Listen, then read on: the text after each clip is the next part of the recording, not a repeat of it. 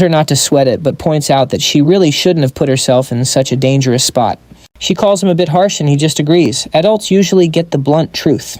She realizes he's hunting the gang and asks what he'll do once he finally tracks them down. And trust me, the look in his eyes says he's ready to burn it all down. She's not sure one kid can do it, but you and I know better. Alright, you and I are watching as she makes him an offer to team up since she can't do it alone. She says she's a detective with all the right info even if she doesn't have his insane raw strength.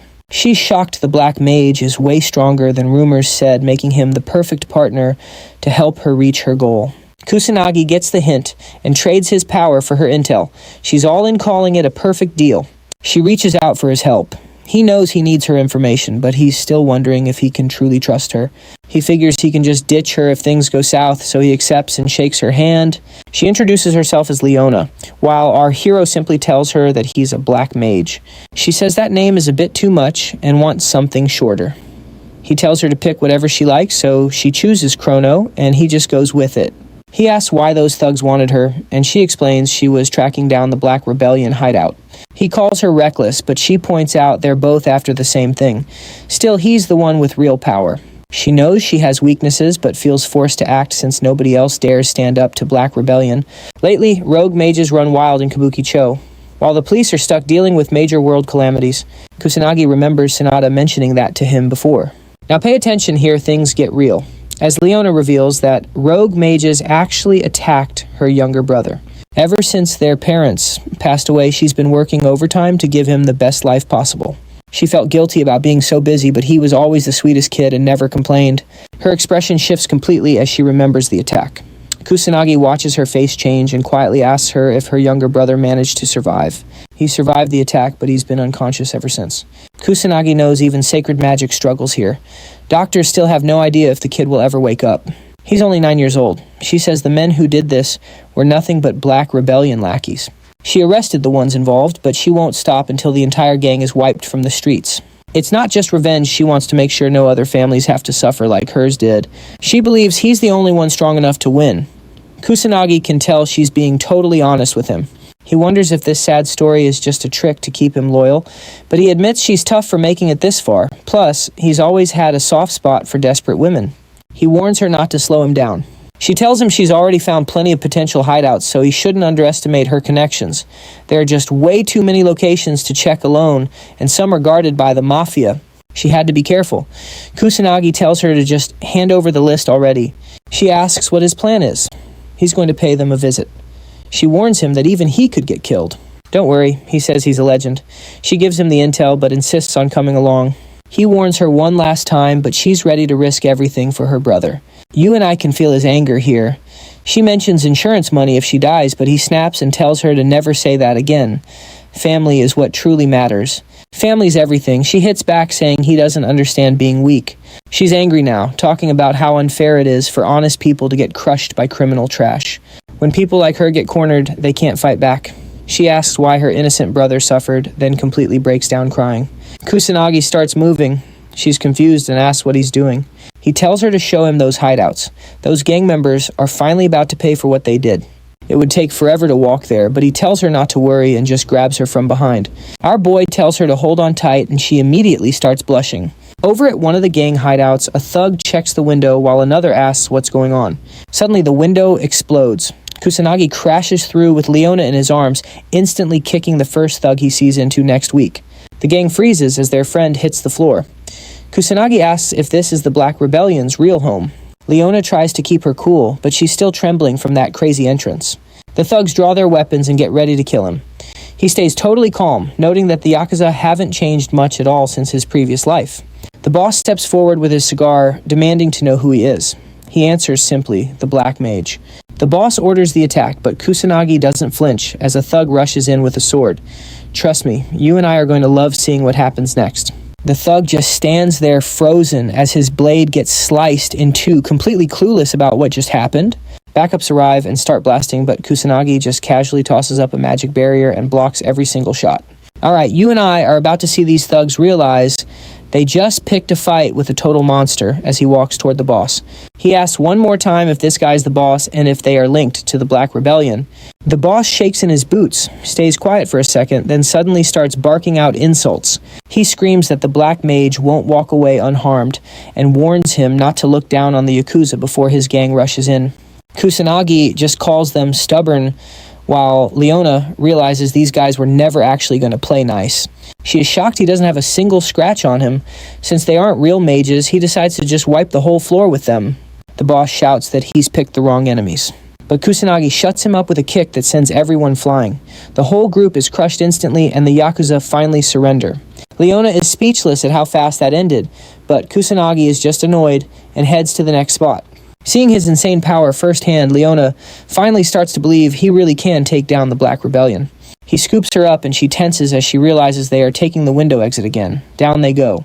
She screams for him to stop, but he just keeps moving and crashes right through another window at the next hideout. Kusanagi mops up the entire gang in seconds, leaving them bowing on the floor and begging for mercy. Outside, he wonders why they always attack and calls the Yakuza idiots. Leona agrees, but says gang members were never going to listen to reason. She begs him to stop with the window entries. Sneaking is fine, but she's officially tired of all the flying and jumping.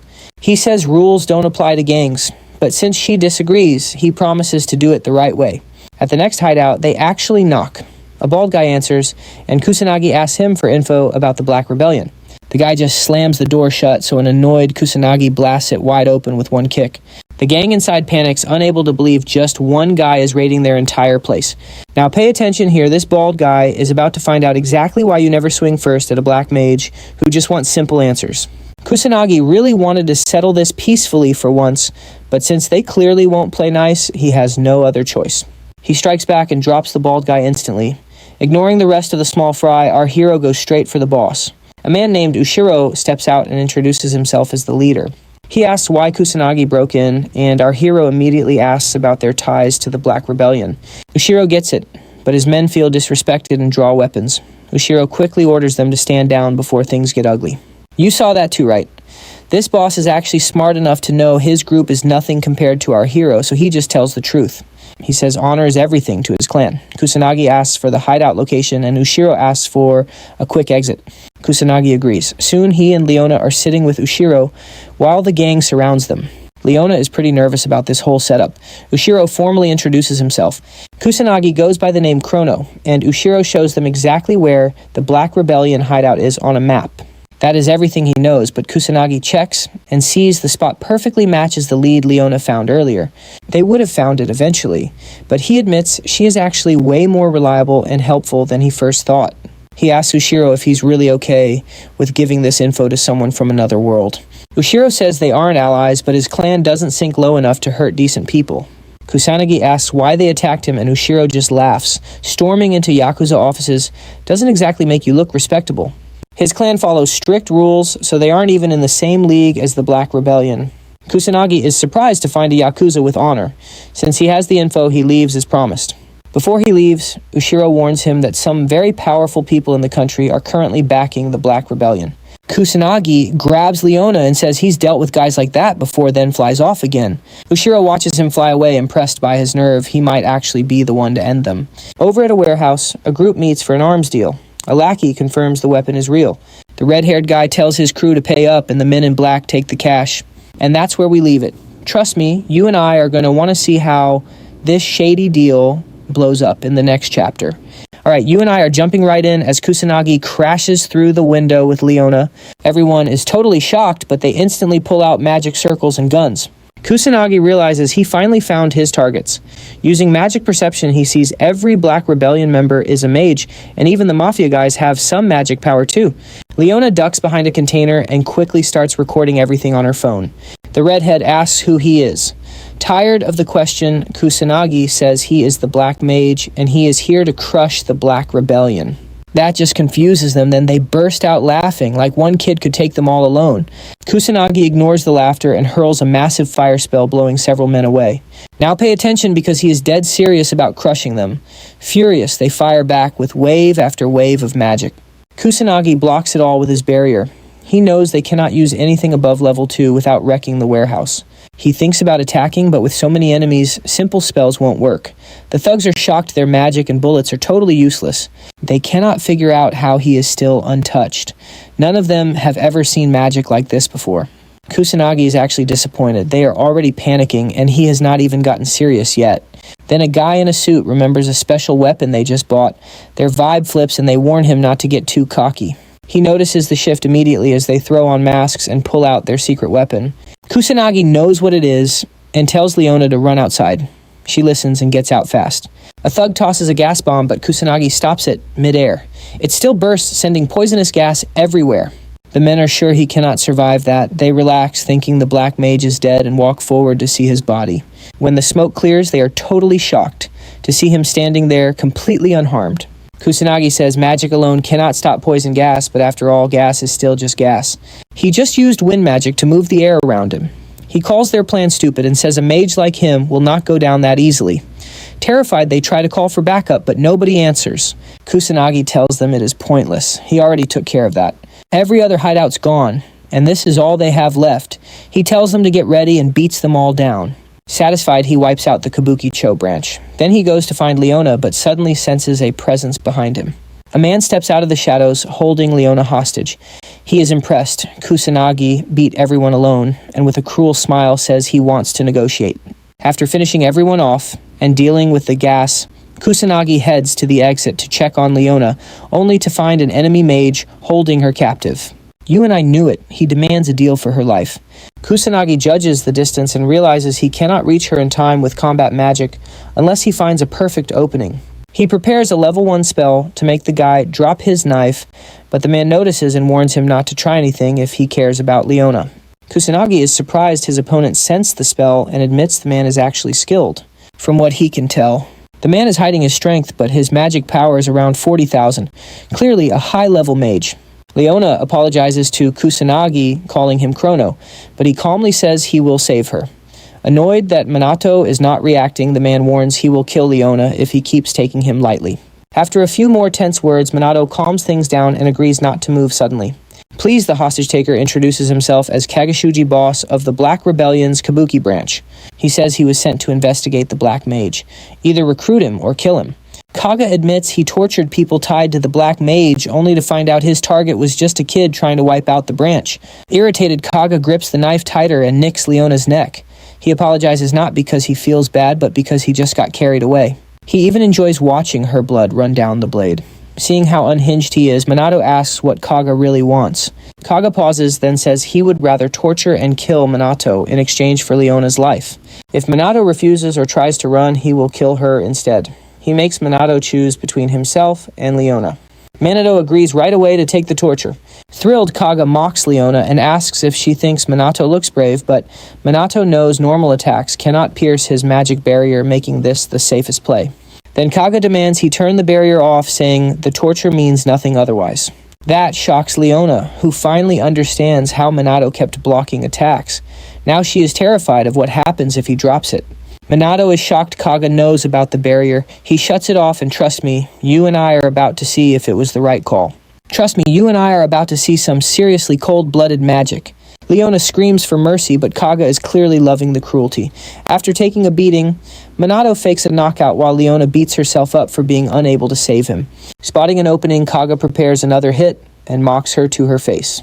Leona lunges to break his spell, but Kaga predicts it instantly. He floors her with a shrug and calls her a pathetic, weak nobody who does not belong. He blames her for Minato's fall and prepares for the kill, dying to see her face full of total despair. Suddenly, Minato leaps up and delivers a massive surprise punch that absolutely shatters Kaga's face.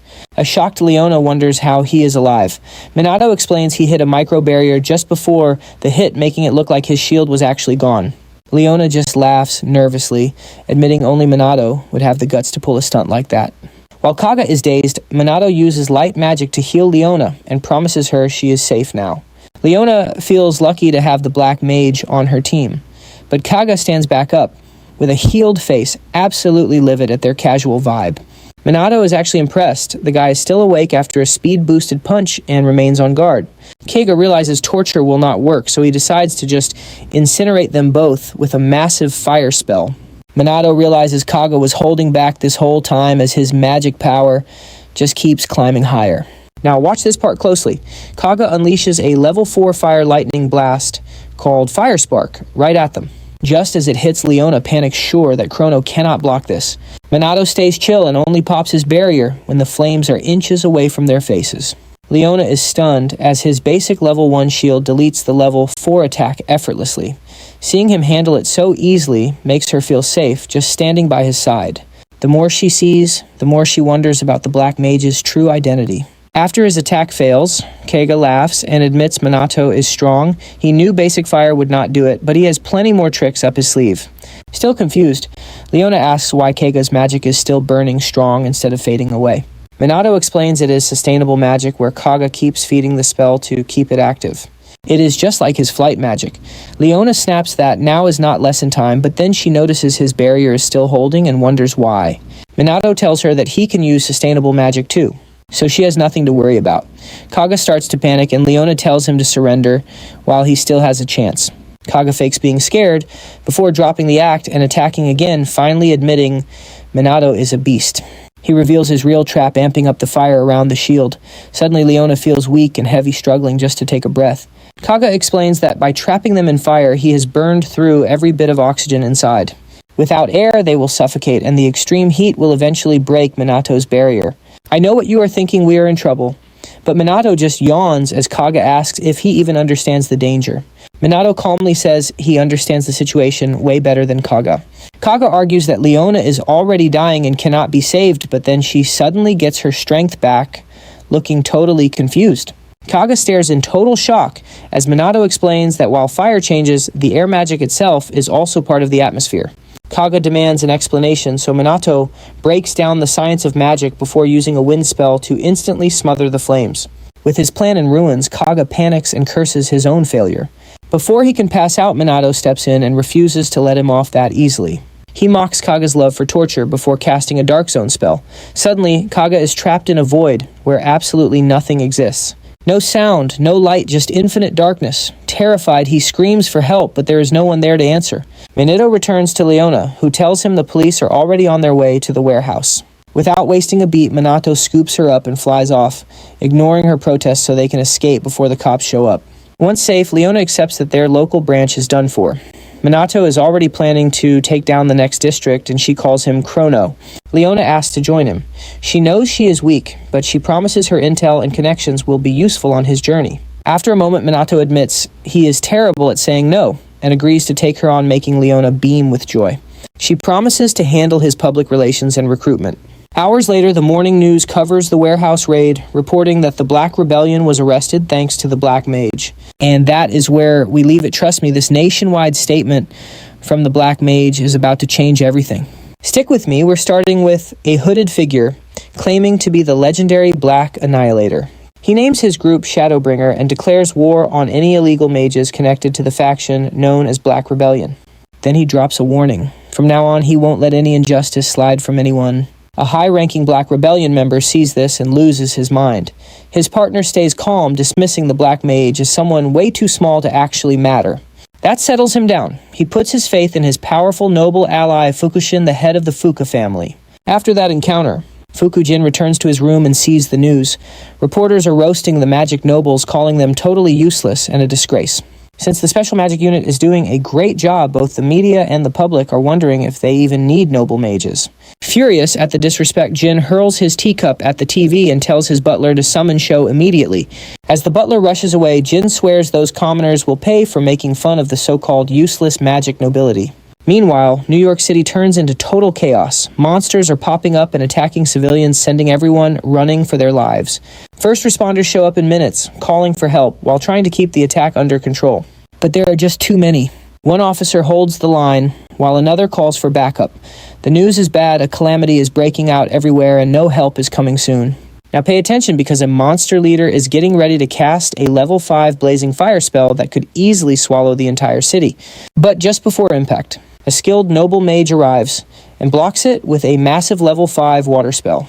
This is Mizuwa Toshiru. He effortlessly shuts down the beast before landing right on the battlefield. The shocked responders are told to support Toshiru and help secure the area, ignoring the cheers. Toshiru stays focused and drops an even stronger water spell on the leader. The The force literally drowns the creature before it can even fight back, ending it instantly. Once the dust settles, the responders crowd around to thank him. He stays cool and says he's just doing his duty. Even the New York mayor shows up to personally thank him for saving the city. As he gets ready to fly back to Japan, the crowd starts whispering. Some mock him for being a low-ranking Japanese noble acting superior. Toshiru hears them, but he just ignores the insults. His mind is back home anyway, thinking about his daughters joining that special unit and Japan's fading reputation on the global stage. Back in Japan, Yuika Ruka and their friend are recovering on the field. They're still sore from their brutal training session with Minato Kusanagi. Ruka complains that he's crazy strong even when he's holding back. Before they can whine more, Sanada shows up with a bunch of other trainees and a plan. If they all rush Minato at once, they might actually stand a chance. And let's be real, you and I knew Minato was listening. Yuika loves the idea, sure that he can't handle 100 trainees at once. He suddenly appears right behind them and asks if they want to try. Uka freezes awkwardly, claiming they were just having a normal chat. Minato isn't buying it. He says the break is over and gives them a new task. Beat him with everything they've got. The whole squad charges in thinking their sheer numbers will finally get them a win. Minato barely even moves, blocking them with a simple level 1 barrier. Yuika mocks his weak shield, but he casually bumps it up to level 4. Now the trainees are officially terrified by his strength. They pour every bit of power into their attacks, but his barrier doesn't even have a single scratch. They finally realize how scary strong Minato actually is. Then he goes on the offensive and absolutely crushes the whole group. When it's over, the trainees are scattered everywhere, groaning in total defeat. After practice, Wika and Ruka check their phones and turn pale. Minato asks what is going on. The sisters tell him their father is back in Japan. After leaving, they head straight to the family villa for a very serious family meeting. An awkward silence fills the room until their father finally asks about this special magic squad. Uka confirms they joined the unit, and you can practically feel the tension rising. Toshiru tells them to explain themselves. They're glad he's listening and excitedly talk about how much good the squad does and their new friends. Ruka proudly mentions their magic power is growing fast, all thanks to Minato Kusanagi and the rest of the team. So you and I have to wonder, will this father really support their new path? You and I are about to watch this dad lose it while drinking tea just because someone compared Minato to him. Toshiu calmly sets his cup down and drops a bombshell. They have to quit the special magic squad immediately. Stunned, the sisters ask why. Toshiu coolly says the nobility's reputation is slipping and that could actually hurt all of Japan. He claims magic nobles, not some special unit, are the true support pillars of the entire nation. So Minato, just by existing, is making things worse. Because of that, he bans them from ever seeing him again. The sisters fire back, furious, calling his logic totally absurd. But Toshiu won't budge. He just orders them to obey. Before he gets far, Yuka, who always did what she was told, says no for the first time in her life. She declares she's never leaving the squad or Minato because she truly believes he can change the whole world. She points out the nobles have gotten lazy while the squad is out there training for real combat. If their father had just asked for help, they might have listened, but trying to force them, big mistake. Hearing that Toshiu coldly disowns her and says she can never call herself a noble again. Ruka tries to speak, but Yuika just nods and walks off without another word. Before leaving, she smiles at her father and says she will simply be Mizuha Yuika from now on. He doesn't have to worry about her staining the family name ever again. Once she's gone, Toshiu grumbles about her attitude. Ruka warns him that Yuika has changed, hoping he'll at least keep one daughter. Toshiu is disappointed again when Ruka gives up her status too. He disowns her on the spot and tells her to never use their family name again. Ruka accepts it, thanks him for everything, and walks out, leaving him all alone to mutter to himself. Here's where it gets fun. Watch the sisters finally ditch those noble clothes and head out to a hotel while talking about their brand new freedom. On the way, Yuika asks if Ruka is really okay with leaving their entire family behind like that. Ruka reassures her, saying she'd never leave her sister alone. They share a warm hug, but the good vibes don't last. They soon run into a huge problem trying to book a hotel room. They try every trick in the book and talk to the manager, but it gets them absolutely nowhere. After searching all day, every hotel and internet cafe turns them away for being minors. Ruka might have lied, but Yuika is just too young to fake it. Exhausted, they sit down at a tiny cafe to rest. Yuka can't help but sigh at the irony of it all. They finally have money from their squad work, but literally zero places to actually stay. As they talk, two drunk guys stumble over and start hitting on Yuika right in front of her sister. Before it escalates, Ruka glares them down and warns them to back off. The guys sense the danger and bolt immediately. Once they're gone, Yuika grins and suggests they just enjoy the night while they're still out. When Ruka asks about where they'll sleep, Yuka tells her they'll figure that out later. So for their first night of freedom, they go shopping, grab stuffed animals, and sing karaoke like total goofballs. By evening, reality sets back in. Yuika thanks Ruka for making it special, admitting she's less scared with her there. You saw this coming, right? Just when things look bleak, Yuka gets a text from their favorite guy, Minato. In his classic clumsy way, he's asking how to use his phone because he forgot everything again. The sisters trade a look and decide to go find him, hoping he'll let them crash at his place. When they finally visit Minato, they ask to stay with him. Before answering, he brings the sisters into the living room so they can sit down and talk about what happened. After hearing the whole story, he asks them how they're honestly feeling about what they've done. The girls admit they were a bit impulsive and acted pretty immaturely. Minato notices they're being real with themselves now and that they've actually grown much closer as sisters. Once they finish, Yuika apologizes for the trouble and asks again if they can stay. Minato takes a moment to think. Since he's got zero romantic interest in them, he decides it's totally fine and says yes. Before they celebrate, he warns them his place is small and nothing like their fancy mansion. To his surprise, they don't care at all and start happily chatting like little kids. Watching them, Minato casually mentions how impressively fast they've adjusted to the situation. That comment makes the girls turn bright red. They start having wild fantasies about living with the cool, strong Kusanagi. Yuika gets especially carried away, her heart racing, until she finally has to force herself to calm down. Totally missing their embarrassment, Minato asks if they want to shower before bed. The girls freak out like he's a creep. They answer normally. Trust me, you and I are going to love this roommate chaos. Alright, you and I are about to see Minato settle in with his new roommates after Uka leaves the room. He tells Ruka how impressed he is that they actually had the guts to leave home. Ruka admits she is shocked too.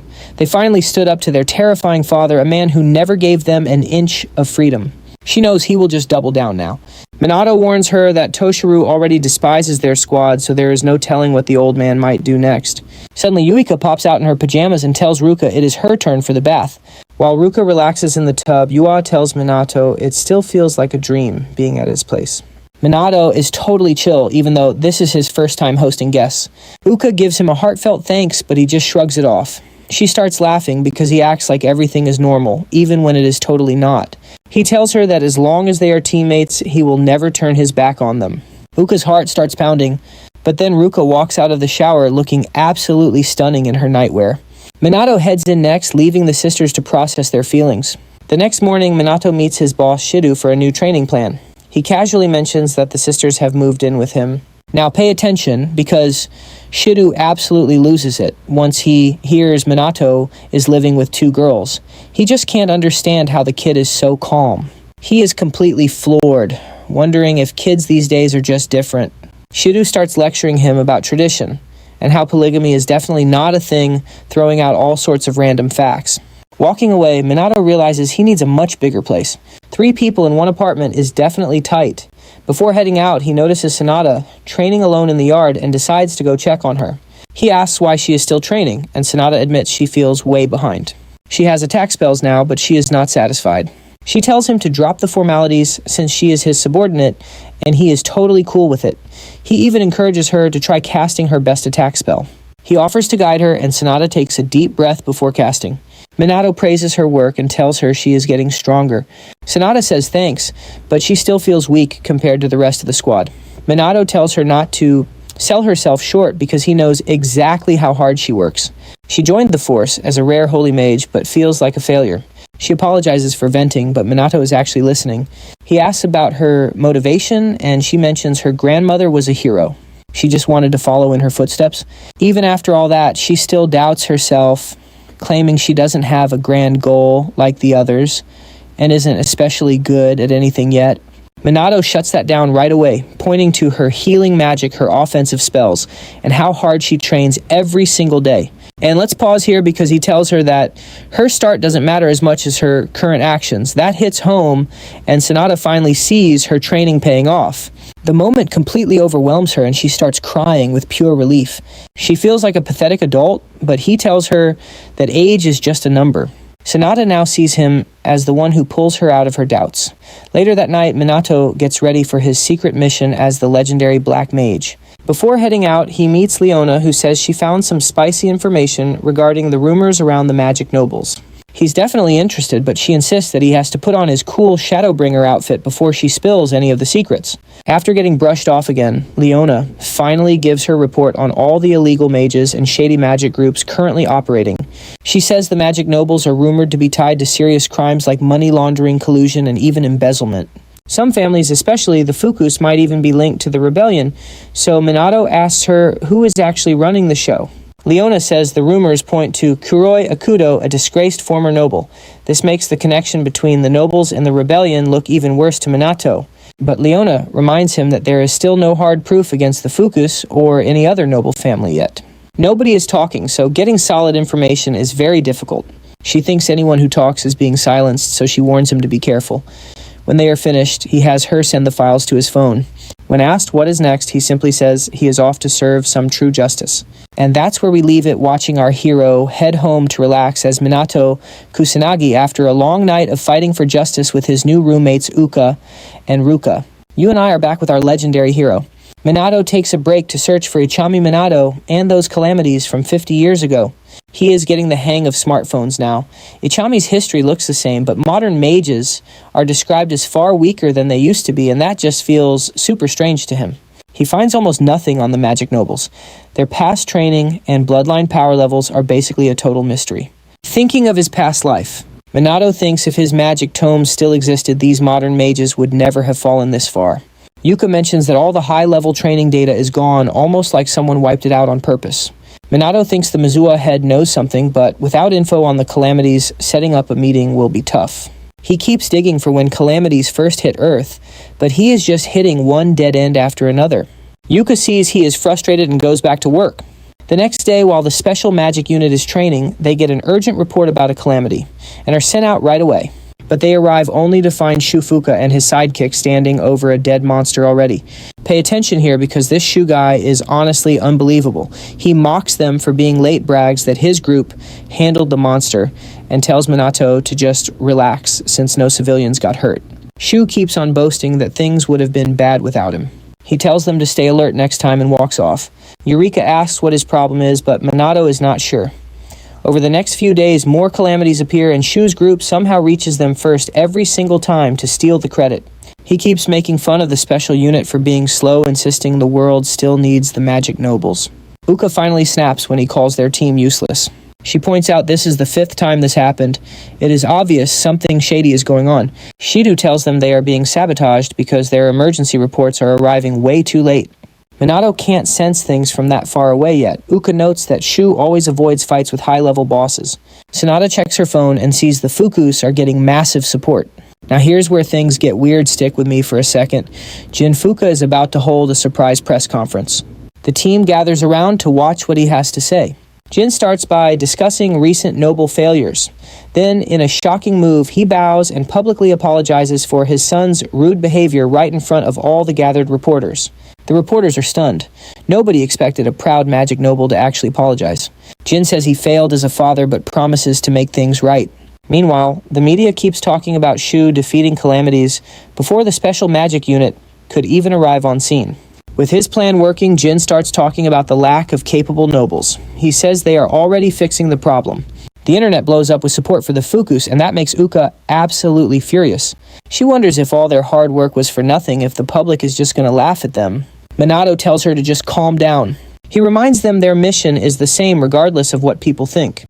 A few days after the conference, Shido is called to a high-level meeting. His boss says the squad is in trouble because complaints are rising as their noble rivalry gets even worse.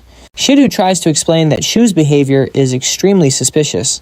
His superior shuts him down, accusing him of starting fights. He says Shido pushed for this squad and made enemies of the nobles, so this whole mess is his responsibility. Shido asks if they are being blocked, but his boss scolds him for even suggesting sabotage was happening. He warns the squad will only survive if they fix their image with the nobles, or they will be shut down. Elsewhere, Jinfuka watches everything with a smile. He knows the public is easy to manipulate with a few lies. With public opinion on his side, Jin is sure he will crush the squad soon. A week later, Minato and the squad eat on the roof, complaining about being stuck with no work to do. Ruka says the Fukas are handling everything, but Ryuji thinks someone in the police is definitely sabotaging their team. Minato agrees, saying some officers are tied to the nobles and see the special unit as a threat. Trust me, you and I can see. Uka is confused while Minato explains the nobles are targeting them. Alright, let's dive into a world where corrupt nobles and secret rebellions are making life difficult for our heroes. Yuika is totally done with the nonsense calling the magic nobles useless and telling them to fix their own messy reputations first. Once she cools off, she wonders if her father is behind this, though Ruka is pretty sure he is not. Minato finishes his meal, stands tall, and tells the squad they are heading to the Mizuo estate to get answers. The sisters are nervous about seeing their estranged father, but even though Minato gives them an out, they decide to stick together. They reach the Mizuo villa, but 2 female guards are already there to block the gate. Even after introductions, the guards will not budge. When the sisters ask for an exception, the guards reveal their father has banned his disowned daughters from entering. Just as the girls lose hope, Minato steps forward.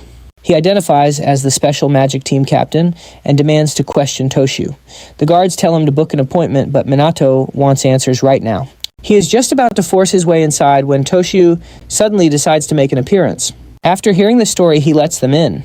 On the way inside, Minato jokes about how young Toshu looks, asking if he is the sister's brother.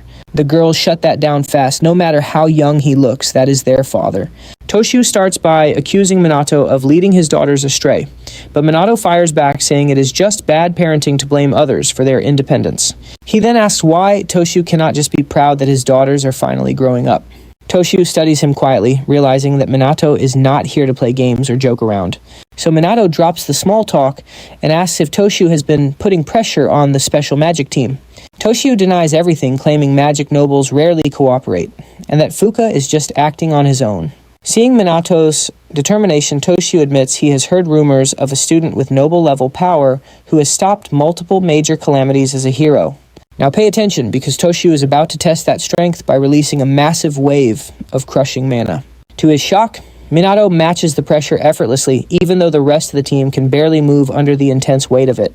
When the mana fades, Toshu praises Minato for being able to match him. Minato just shrugs it off as basic magic control, noting that Toshu was holding back. Toshu is genuinely impressed, he noticed. Minato asks why modern mages are so much weaker than those from the past, which catches Toshu off guard. When Minato mentions the events from 50 years ago, Toshu admits mages were intentionally weakened to keep them under control. Minato asks for a better explanation, but Toshu simply says he will understand it soon enough. He claims magic nobles are necessary for the world, so Minato asks if that includes the corrupt Fuka family. Realizing the conversation is over, Minato stands up, gives his thanks, and prepares to leave the estate. Before heading out, the others admit they are still shaky from that mana burst, so Minato helps them to their feet. On his way out, he tells Toshu he is glad there is no corruption here, or he would have handled this differently. He adds that Toshi's daughters are precious friends to him, and then walks away before Toshu can even ask why. A few days later, the squad gets brand new uniforms made from special material that can resist most types of magic spells. You and I both know what happens when the squad is finally at full strength, and Minato says it is time to finish this. Over at the Fuka estate, Jin and his son Shu are already celebrating the downfall of the special magic team. Jin brags that with help from the Black Rebellion, he will be the one who soon controls all of Japan. But the party ends quickly when the police and men in suits storm the building, ordering every single person to freeze. The entire raid goes live on national television as a reporter covers the shocking arrest of a high-ranking noble. From a helicopter above, she explains that no noble has ever faced charges like this before. Jin is arrested for bribery threats and abusing his special status. When told his estate is being searched, Jin explodes screaming that a noble should not be treated like a common criminal. Right on cue, the special magic team arrives. Minato steps forward, holds up his phone, and calmly tells them that they already have every single bit of evidence. Shu recognizes him as Minato Kusanagi and demands to know why he is even showing his face at their estate. While Jin calls it fake, Minato shows off photos of him taking bribes working with illegal mages, and even hard proof that he plotted a murder. Jin panics and claims it is all made up. So Minato plays a video of them refusing to stop a calamity while innocent civilians were in danger. He asks if that is fake too. Trapped, Jin erupts in a massive rage and demands to know who was spying on him. Trust me, you will never guess his own butler did it. Jin is losing it, choking the butler and demanding to know why he would betray him. Stick with me, this noble family is about to crumble. The butler drops a truth bomb. He met a black mage who asked if loyalty means supporting a family drowning in corruption. Facing that hard question, the butler realized he had to choose between serving a villain or doing what is right. He calls Jin unfit for nobility, sending Jin into a rage as he summons magic circles and threatens to kill everyone. But Minato steps in, shattering the circles and blasting a massive hole through the wall. There is no escape for a crooked noble. Jin cries about his empire falling, but Minato reminds him he is the one who ruined it. Jin desperately brags about a secret overseas base he has got ready for a getaway. He thinks once he flees, he is untouchable, but first he is determined to murder everyone trying to take him down. Jin and Shu's men launch a massive magic wave, but Minato blocks it and tells the cops to let the special team handle this. Minato fires again, tearing a second hole in the wall. Pay attention, a news helicopter is catching everything live. Reporters announce to the world that the Fuka family is violently resisting arrest. Doubts about magic nobles grow. With the whole country watching live, the reporter asks if nobles can still be trusted, then reminds everyone they have Minato and the special team. Outside, it is time for the final showdown. Minato faces Jin while Shu prepares to take on the rest of the team. Before things kick off, Shu mocks the squad laughing. They are too outnumbered to win. Yuika snaps back that, unlike spoiled brats, they have other disasters to handle. Angered, Shu vows to stop holding back and kill them. Yuika calls him a disgrace to nobility and swears they will never forgive what he did to the innocent. As the duel begins, Jin asks if Minato really thinks a commoner can stand against a magic noble. Minato just shrugs it off. He is not losing to weak trash like him. Enraged, Jin fires plasma at the news chopper to kill the witnesses, but Minato blocks it and calls him pathetic. Jin shouts that he only cares about profit, proving just how low he can sink. Meanwhile, the rest of the team starts crushing Jin's lackeys. Shu panics. He cannot believe commoners are beating noble blood. He orders his men to use their strongest magic and slaughter the squad at any cost. Now watch closely. The Mizuha sisters combine their powers for a level 6 water spell. Burst Stream wipes out Shu and his men in one massive hit. Beaten, Shu falls to his knees and desperately claims this was all just a little mistake in judgment. Yuika just pretends to accept the apology. The moment the sisters turn their backs, Shu launches a sneak attack, but they were ready and pin him down. They ask if he really thought they were that stupid. With his last trick failed, Shu starts crying like a baby. Minato tells Jin that his precious son has finally been taken down. With his world falling apart, Jin finally gets serious and launches a level 1 wind spell from above. Minato sidesteps the attack effortlessly. Frustrated, Jin throws level 2 and 3 wind spells to catch him, but Minato slips past every single one.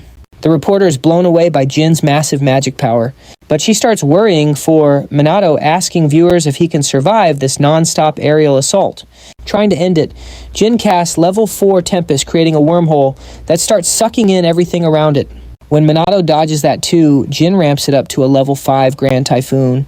Minato's team sees the danger and begs him to fall back and arrest Jin some other time. Minato ignores them, drops a 4-layer barrier, and deletes the Typhoon instantly. Ruka and Ryuji are left in total awe. They should be used to his reckless courage by now.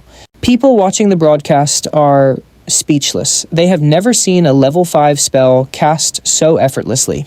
But the real shocker, Minato blocked it without even breaking a sweat. The reporter keeps the audience hooked with commentary, while Jin wonders why Minato has not attacked yet. Jin mocks him and asks why he is holding back his real power. Minato smirks. He is having too much fun. Trust me, you and I want to see what happens next. Alright, you and I are about to see just how wild this level gap gets. Jin flexes a massive 200,000 mana warning Monado not to freak out once he sees the difference. The other members just laugh it off, thinking he is bluffing, since those numbers are basically impossible in Japan. Ruka and her sister are panicking and ready to jump in, but Monado gives them a sharp look to stay back. They get the message and back off, while Jin just chuckles, claiming he would have ended them if they moved closer. He summons 5 giant magic circles, letting his true energy explode. His whole body starts to glow as shock waves rip across the ground. The team watches in terror, worried that Jin is going way too far. Monado is not impressed at all. Jin asks him if he can finally feel his massive magic power. But Monado stays quiet as Jin charges a crushing new spell called Neo Magic. A green portal pulses high above them. For the first time, Monado actually smiles, looking interested in the strange spell. Jin starts bragging about his ultimate move, a type of atmospheric magic that can flatten anyone instantly. Amused, Monado tells him to bring it on. Furious, Jin cranks the spell up to level 6 atmospheric magic. This air press warps the space around them, making escape impossible. Now watch this. The portal swallows Monado as Jin laughs, thinking he is crushed. The team fears the worst as Ruka and Wika scream out for him. Just when things look grim, Monato's voice rings out. He tells the sisters not to kill him off so fast. Jin is absolutely floored, demanding to know how he is still standing there. Monato explains he just balanced the pressure inside and outside his body, just like deep sea creatures surviving the crushing ocean depths. Shaken Jin wonders how Monato could possibly pull off his own signature atmospheric magic. Monato just grins, saying he copied it after watching once. He adds that if Jin had stopped talking and actually attacked, he might have done some real damage by now. Then Monato starts mocking him using sound magic to mess with the pressure in Jin ears, causing sharp pain. Jin stumbles back in pain, confused about what just hit him. It was wind magic dialed up to high sound pressure to make him suffer. Eureka starts realizing Monato is on another level, while Jin finally snaps and drops all restraint. Okay, I know what you were thinking, but check this out. Jin hits 500,000 mana, claiming his earlier power was just a warm-up. Shido and the others feel the massive surge and realize this time he is not bluffing. As round 2 begins, Jin roars in fury and readies his most powerful attack yet. He gathers an insane amount of energy, leaving the team completely stunned. Ryuji admits Jin is way out of their league, and Shido warns that even Monato might struggle against this much power. Jin just goes back to bragging. Monato just lets out a huge yawn, which makes Jin stop and stare in total confusion. Jin keeps rambling about his ultimate spell before tossing a small green portal that Monato totally ignores. He is annoyed Monato is bored. Jin powers up more, summoning 6 glowing green magic circles around him. It is a rare level 7 spell. Wika chooses to believe in Monato and his strength. Jin mocks Monato for just standing there while he took his time charging up. Only despair waits now. Bored, Monato asks if he is finally going to attack. Finally, Jin lets it rip. He launches his strongest move, the level 7 plasma break. The blast is so violent it shakes the helicopter and panics the entire team. Ruka yells for him to run, but Jin warns that if he leaves, his friends die instead. Monato accepts the challenge, staying calm and ready to counter.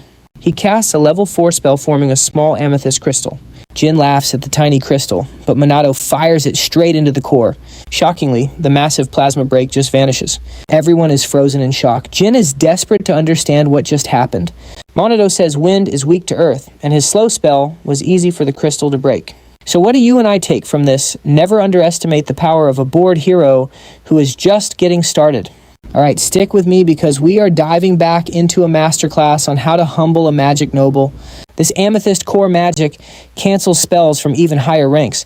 Jin is totally stunned, asking how our hero knows such high-level magic. Monato just smirks, saying he made it for fun. That completely breaks Jin's spirit. He cannot believe his life's work was crushed by a spell made on a total whim. It is brutal.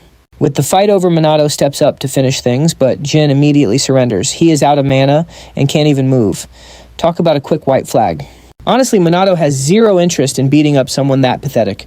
Instead, he just raises a finger to flick the guy's forehead. Jin thinks it is a joke. Now watch this part closely. This is where we see just how broken our main character really is. One flick sends Jin flying into a blackout. The police move in as the news chopper announces that Captain Monato has officially taken down a high-ranking noble. Huge win. People all over the country are celebrating his victory. Watching the police drag him off, Monato feels let down.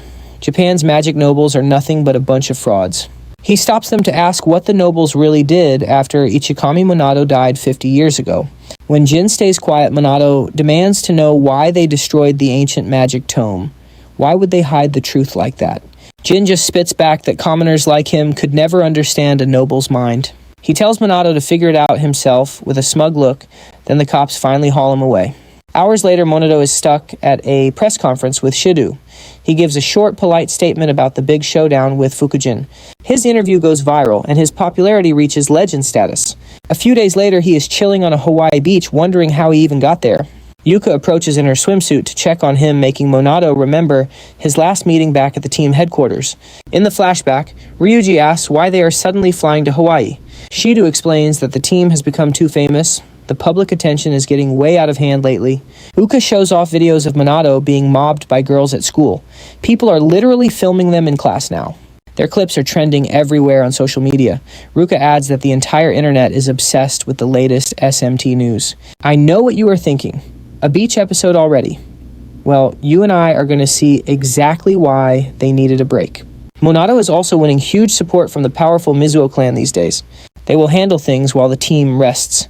Shido tells everyone to pack their bags and get ready for vacation. Back on the sand, Monato tells Eureka he was just caught in a daydream. Shyly, she asks if her swimsuit looks okay. Minato does not even hesitate. He tells her she looks totally cute. That compliment hits her like a truck and she turns bright red. He keeps going, saying the style really suits her perfectly. Flustered, she mumbles a thank you and turns away to hide. Then Ruka appears in a dark bikini, clearly annoyed she has been ignored all day. She demands to know if he has anything to say. Minato tells her she looks stunning. He says her fair skin and the swimsuit together make her look incredibly elegant and refined. Embarrassed by the detailed praise, Ruka quickly looks away. Ryuji is standing right there, totally shocked by how Minato can drop these smooth, honest compliments without even breaking a sweat. Sanada finally joins them in a white dress, apologizing for taking so long to get ready. Ryuji is stunned, finally noticing her amazing figure now that she is out of uniform. Sanada asks for Minato's opinion. Ryuji is internally screaming, praying his friend does not make things awkward by mentioning her body. With everyone watching, Minato simply tells her she has incredible style. Sanada is not sure if she believes him yet. He explains that the outfit really highlights her natural grace. Just like that, she is blushing just as hard as the others. Surprised by his accidental Ryuji jokes that Minato is a master, but asks if he is laying it on too thick. Minato says he is just being truthful. If someone looks good, he is going to say it. Since the girls look great, why hide it? Ryuji gets it, but he still feels for them because they are so flustered. Then suddenly, you and I just witnessed a legendary Riz Master in action. He even praises Ryuji's physique, leaving his poor buddy completely embarrassed in front of all the girls. Once that awkward tension passes, alright, you and I are watching the squad have a blast with volleyball jet skis and tons of photos. By nightfall, Minato heads out to grab a quick drink from the convenience store. He notices Yuka acting strangely shy and decides to walk with her. As they stroll, they chat about all the fighting they've done lately and how unreal this break feels. Yuika sees the ring Ruka was wearing and wonders if her sister is actually dating Minato. Before her mind spirals, she reminds herself he said he's not seeing anyone. Sensing her mood change, he stays quiet until she finally asks what kind of girl he likes. Since he hasn't thought about it, she jokingly lists herself, Ruka, and Sanada as options for him. Minato actually picks all three, calling them each beautiful, hardworking, and totally admirable. Yuika gets pretty annoyed, telling him that admiration just isn't the same as romantic love. Confused, Minato admits he thought love and admiration were almost the same thing. But after thinking it over, he says, Yuika is the girl he likes the most. Yuika freezes in shock as he honestly lists every little thing he likes about her. Her face turns beet red and she crouches down in pure embarrassment while he kneels to check on her. Still flustered, Yuika quietly tells herself that even if Minato doesn't mean it in a romantic way, hearing that makes her incredibly happy and proves how deeply in love she is. Meanwhile, back in Japan, Shido realizes things on social media are only getting worse. More people are turning against the magic nobles while monster attacks keep rising. Meanwhile, the vigilante known as Shadowbringer is becoming a total superstar.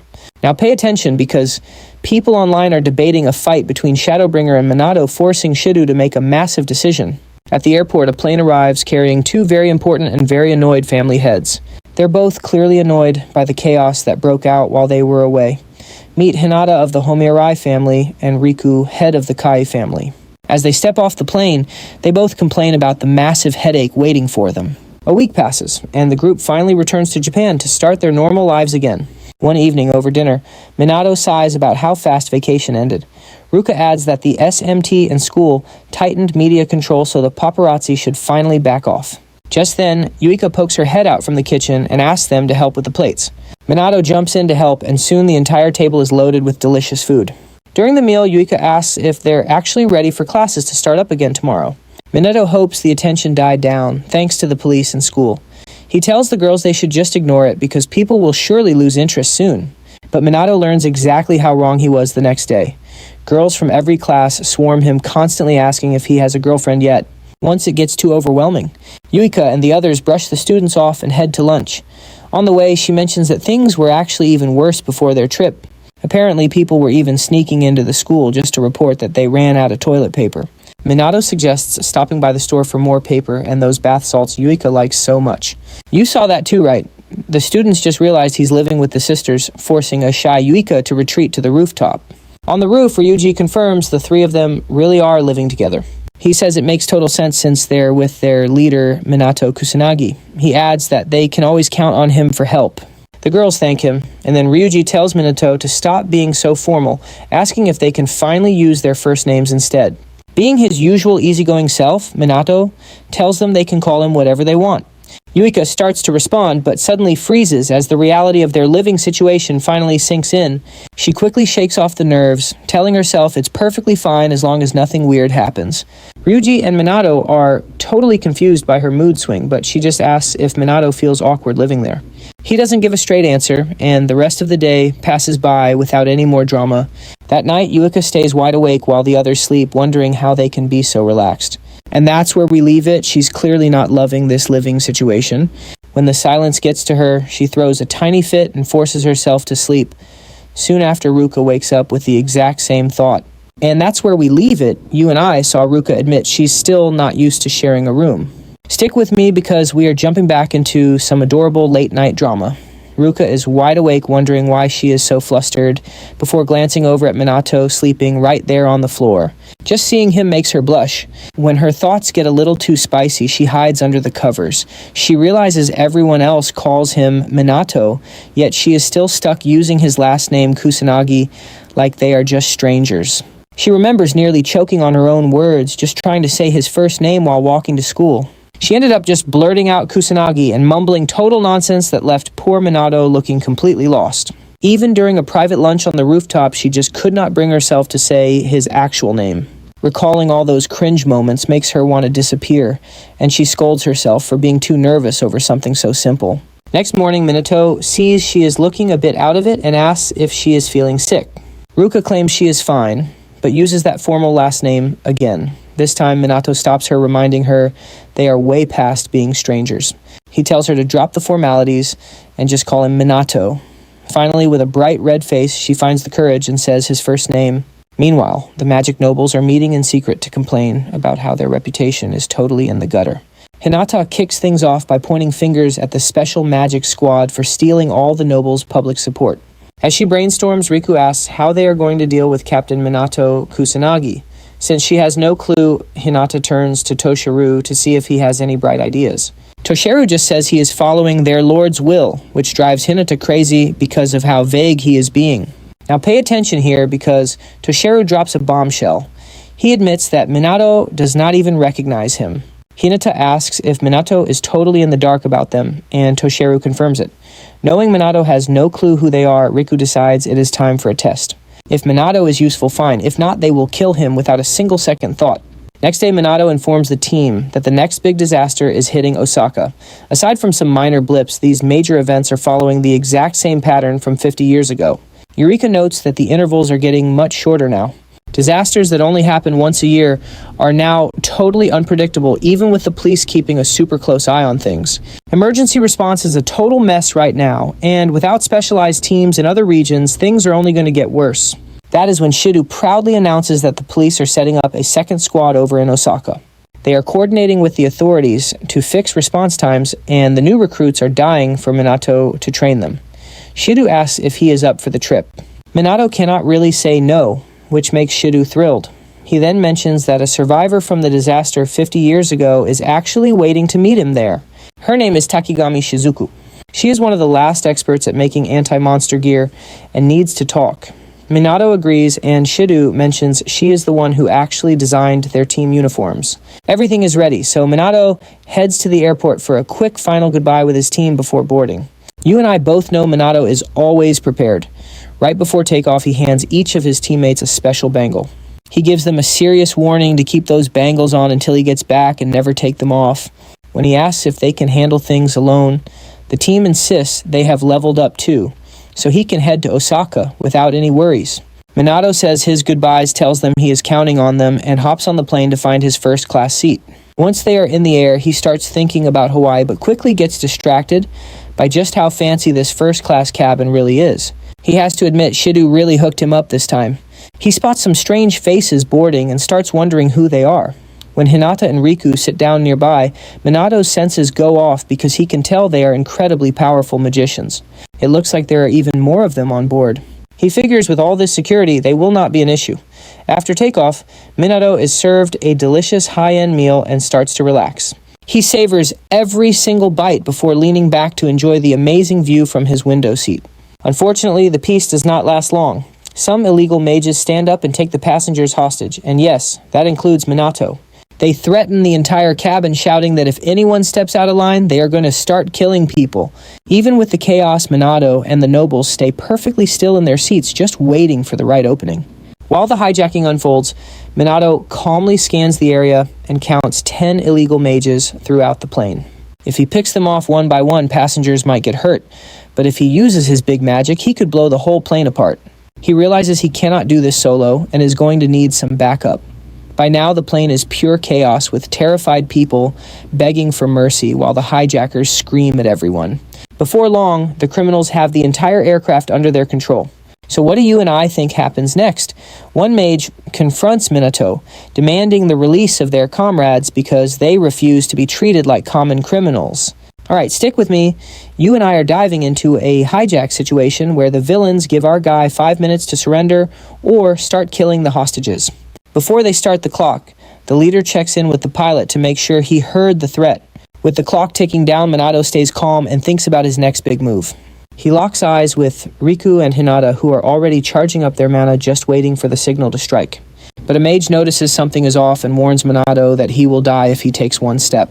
The second the hijackers look away, Hinata and Riku move like lightning, taking them down one by one before they can even react. Once the guards are neutralized, our trio shares a quick nod and heads into the next cabin to clear out the rest of the gang. A few mages try to blast Hinata out of the air, but her power level is way beyond theirs. The team keeps the pressure on, but then a desperate mage grabs a flight attendant and threatens to crash the entire plane into the ground. The moment he gets distracted, Minato lunges forward, with a kick knocking the guy out and saving the terrified attendant. Hinata and Riku take out the last two mages, leaving the passengers completely stunned by their sudden rescue. As people crowd around to thank them, Hinata just laughs and teases the mages for being such weak, boring opponents. Pay attention here because Minato senses something wrong in the cockpit and tells everyone it's not over before sprinting for the door. Inside, they find another mage holding the pilot at gunpoint, screaming for everyone to stay the hell away. Fed up with the drama, Hinata delivers a massive punch, but as the villain falls, he accidentally fires a shot into the controls. Minato shields the pilot from the blast, but he knows they are in serious trouble now. The aircraft starts shaking violently and loses balance. The pilot tries everything, but he says they are officially done. The controls are broken and the radio is dead. They're on a collision course with the massive mountains ahead. Hinata panics and begs the pilot to do something so they don't die. Suddenly a window shatters and freezing air starts blasting into the cockpit area. The co-pilot groans that they will freeze before they even crash. Hinata asks for any ideas, but Riku just gloomily suggests they all die together. After yelling at him, Hinata looks around and wonders if this really is the end. I know what you're thinking. How can he be so calm? The pilots are ready to die. But Minato finally smiles and says he will save everyone. The pilot warns him that a normal human can't fix this. Ignoring the warnings, Minato walks straight toward the broken window while everyone screams at him to stop what he's doing. Then he jumps. Hinata thinks he's just running away, but she's wrong. The plane starts diving fast, leaving everyone just minutes away from a total disaster. Passengers start praying for their lives while the pilot fights the controls, trying to keep them from crashing into the ocean below. Just before they hit the water, a miracle happens. The plane suddenly levels out and begins to climb again. The pilots are in shock, but Hinata realizes that Minato is the one doing the impossible. He's literally holding up the entire aircraft by himself right now. Minato is actually under the plane carrying 230 tons toward safety. He used void magic to create a massive barrier underneath them. Then he used magical martial arts and wind spells to steer the huge plane toward the nearest landing strip. Since it's his first time, it's definitely not easy. The pilot still can't believe one person is lifting 230 tons high up in the air. The pilot starts seeing Minato as a total monster in human form. Meanwhile, the passengers in the back finally start to calm down. They're safe for the moment. A father and daughter cry with relief, but the pilot warns them it's not over yet. He just found out the landing gear won't even come out. A safe landing now depends entirely on Minato's incredible strength. The pilot lines them up with the runway and prays that Minato has a solid plan for the final touchdown. As they approach the ground, Minato casts a level 6 void spell, High Magic Wall, right under the damaged plane. He uses the barrier to soften their landing and slow them down. Once they stop, the whole cabin bursts into cheers. The pilot even gives Captain Minato a respectful military salute. Riku and Hinata just watch him acting totally unimpressed as they wait to leave. Man, talk about a stressful day. You and I definitely wouldn't want to deal with reporters after a flight like that. Alright, you and I are about to see if our hero can handle the chaos of his new fame. Then they escort Minato to Takegami's home to meet her properly.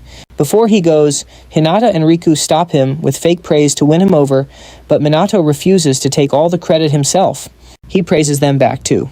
Seeing that their plan failed, the pair just drop some casual remarks and leave with Hinata, firmly saying she hopes they meet again.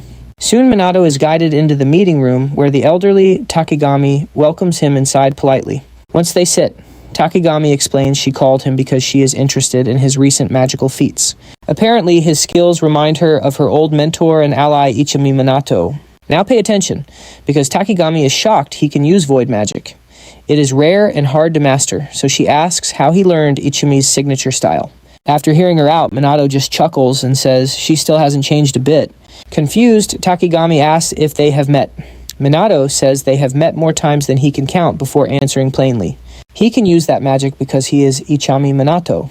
She stays calm, noting that many people before him have claimed ties. Relatives, friends, lovers, and even secret children have all claimed to know Ichami just to get close to her. She never expected someone to actually claim to be him, so she assumes Minato is just another fake. Takegami apologizes for being rude, then politely asks him to leave the premises. Before leaving, Minato mentions meeting two brothers and seeing that the younger one was holding a doll of Ichami. Minato reminds her of her old wish to make a doll of him. Takegami starts sweating, wondering how he could possibly know something that private and personal. After a short pause, Minato recalls her saying that the doll would give children strength. Even now, Ichami is still saving people through it. Hearing this, Takegami slowly starts to believe him and asks if he really is her old friend. Let's pause here because this story is what truly seals the deal for her. After several minutes sharing old memories, Takegami finally believes he is indeed the reincarnated Ichimi Minato. When Minato scolds her for doubting him, she explains that believing in reincarnation is not exactly easy these days. Even if Ichimi was always unusual, she never expected him to return during her own lifetime. After catching him up on the world's disasters since his death, Takegami admits she is so happy to see him and tears up a little. Once she calms down, Minato reminds Takegami that she is the one who knows what happened over the last 50 years. He has noticed magical knowledge is not being passed on properly. Sorcerers are weaker rumors about Ichami are lies, and these magic nobles have just appeared. Then he asks her to explain exactly what happened while he was gone. Takegami starts to answer, but a text on her phone leaves her in shock. Minato asks what is wrong with her. She clearly cannot say, so she cuts the meeting short, says it is late, and asks him to stay the night to talk tomorrow. Minato agrees and heads to his room. Around midnight, Riku slips inside without making a single sound. He slashes at the bed to kill him, but Minato is already standing nearby, mocking him for attacking a sleeping person. He does not know the attacker at first, but once he sees his face, he recognizes it as Riku. Before Minato can speak, Riku attacks again. Minato dodges, but a second later, Riku kicks him right through the window. Minato lands safely in the yard where Riku is already waiting. Riku uses level 1 Earth Magic Rock Break. Minato counters with level 1 Void Magic Barrier to block the blows. But Riku cuts through the barrier and forces Minato back, finally making him get serious. Before round 2, Minato praises the blade and asks if it is actually anti-magic gear. Riku says nothing. Both of them gather their mana and get ready to clash again. Right before they clash, Hinata appears and orders them to stop. Minato knew she would be mixed up in this. Hinata ignores his comment and tells him he should not resist their official summons. To make him listen, she shows live feeds of her people sneaking up on his friends at their homes. She threatens to kill them all if he refuses. Seeing the trap, Minato stays calm and asks what they want. Hinata introduces themselves and says their only demand is simple. Join them as a magic noble to gain rank, money, power, and anything else he could want. More than that, she says joining them will let him protect his friends and give absolute orders to everyone. If he refuses the magic, nobles will hunt him and make life miserable for him and everyone around him. After laying it all out, Hinata asks for his answer. Minato refuses to join their group of lazy magicians, which makes Hinata absolutely furious. And trust me, you and I both know she is going to regret that move. Stick with me as we see Hinata launch her big backup plan to crush Minato's pride for good. But as her men move in, the charms Minato gave his friends before leaving for Osaka start to glow with mysterious energy. While the world sleeps, Magic copies of Minato appear, and Hinata's goons completely lose it. Before they can even blink, these clones unleash level 5 void magic and drain their energy, wiping the entire squad out in a heartbeat. A few minutes later, Hinata realizes her radio has gone completely silent. When nobody picks up, Riku knows their entire team is gone. Hinata is furious and demands to know what Minato did, but he just laughs it off. He tells her she should have seen it coming unless she is a total idiot. Surprisingly, she praises his skills in handling the traps, telling him he officially passed the very first test. Minato is confused and asks if she staged the hijacking too, but she says no way. They would never use such a lame trick just to get him involved in their games. Now it is time for the second test, and both she and Riku power up for a real fight. Minato is actually having fun and asks to skip the brawl, but Hinata just charges him. Hinata leads with a kick, but Minato blocks it like it is nothing. She jumps back to gain some distance and blasts a level 4 fire spell. It is a massive explosion, but Minato walks right through. Riku swings through the smoke, aiming for the neck, but Minato stops it with a small shield. Pay attention here, because this move is absolutely genius. He sighs, since that strike would have killed anyone else. Hinata tells him to stop acting cool and attacks again. She throws level 5 fire magic right at the captain. Minato complements the move, then uses level 3 water magic to put the flames out instantly. Hinata finally sees that the rumors about his silent casting are actually true. Since he stopped her level 5 spell with a weak level 3, she feels totally insulted. Riku attacks, but Minato dodges and tells them to take it to the sky. Hinata agrees and flies up with her partner Riku. She admits they underestimated him before, but the gloves are coming off now. Then they both unleash their ultimate spells. Hinata uses Demon Blaze while Riku calls down a massive earth comet. She brags that Minato cannot stop this, and they launch both attacks at him at the same time. Minato is bored. He casts level 7 void magic called Vanish, which literally eats both spells. Hinata and Riku just stand there in shock, unable to believe their eyes. Minato explains that he broke the magic down to make sure they did not destroy the entire area. Hinata screams that it is nonsense and claims he is basically cheating at this point. She says their fight was just a warm-up, but wait for this part because the atmosphere suddenly shifts. You and I saw that coming.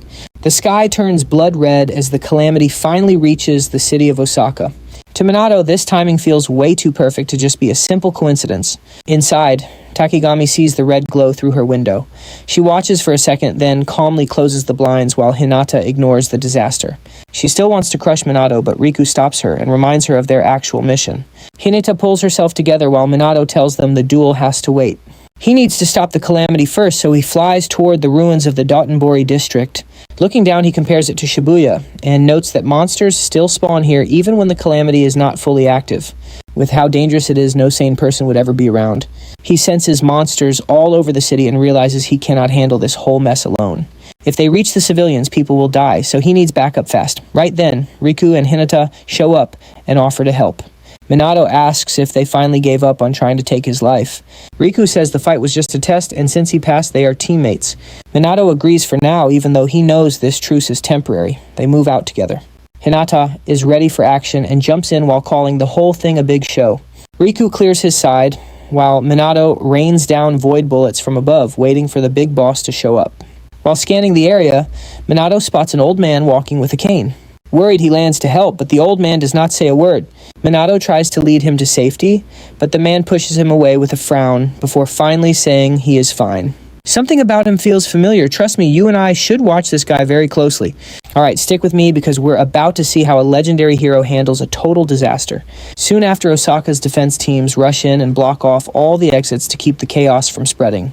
Minato is actually pretty impressed by how ready they are, even if they don't have much real-world combat experience. As they set up their perimeter, Minato lands right next to an officer who thinks he's just a lost kid.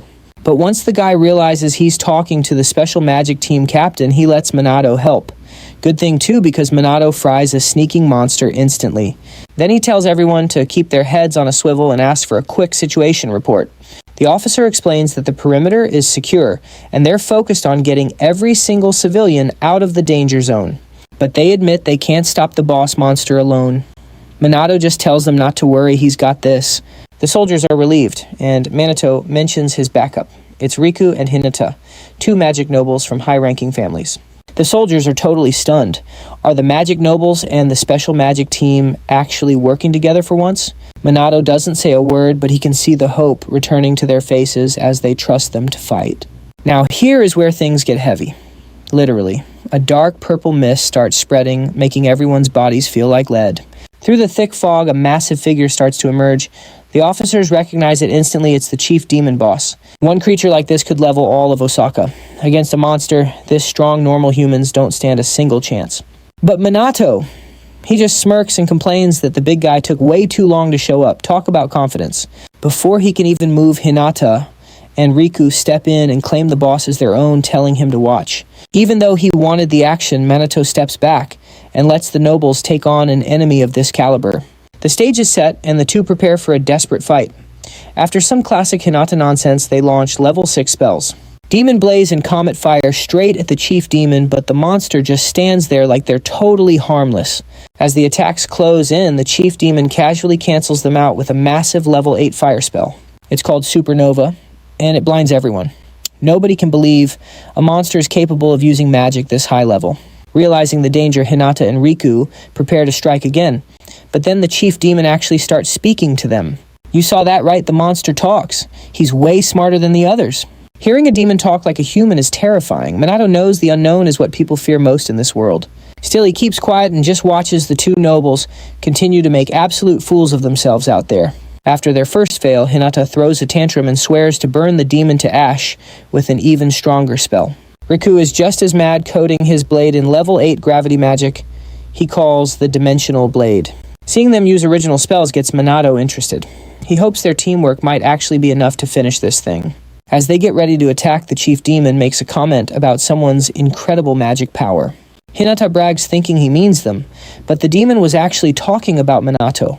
Insulted the nobles ditch their magic and try punching him instead. The chief demon dodges every single punch with zero effort, mocking them for being way too slow to hit him. After toying with them for a bit, he finally strikes back, sending both of them flying across the battlefield. Then he fuses fire and wind into a level 6 flare cyclone, crushing both nobles in one single move. As the two shakily try to stand back up, Minato steps forward and tells them to leave the rest to him. Hinata tries to stop him, saying if even nobles like them lost, he's got no chance. But Minato tells them a monster like this is absolutely nothing. Riku asks if Minato even understands the sheer amount of power this chief demon is putting off right now. Hinata refuses to quit, though. They can't afford to fail the person they're so desperate to prove themselves to. Minato walks into the fray and teases the boss, who actually seems impressed by the power he's sensing. Before they clash, the demon asks for his name, but Minato just brushes him off. Why should he answer a monster? The chief demon shrugs it off, saying humans mean nothing to demon kind anyway. Now the real fight finally begins. The demon attacks, immediately striking from every direction, but Minato blocks it all with a massive magic barrier. Watching from the side, Hinata thinks he's in trouble and starts bragging about how she knew he'd lose. But before she can finish, Minato casually knocks the boss back and says he's starting to get a bit annoying. The two nobles are left speechless. The demon's non-stop barrage hasn't left even a single scratch on Minato. So you and I just saw a god tier flex. Riku realizes just defending won't be enough against this monster's durability. Alright, stick with me because our main character is about to drop some absolute magic madness. He decides against his newest spell and launches a level 9 void attack instead, leaving Hinata completely speechless. Since she thought level 8 was the absolute limit, seeing those glowing void circles trap the demon and end the fight so fast is a total game changer. The soldiers are losing their minds. Their captain just handled a beast the nobles could not even touch. As he walks back, the troops go wild, cheering for him and even calling him their new savior. He strolls over to the defeated nobles and casually mentions that the monster was barely even a warm-up. Hinata looks totally broken, admitting that they are not even in the same league as this guy anymore. When he asks if they want another round, they instantly surrender and claim he just passed their little test.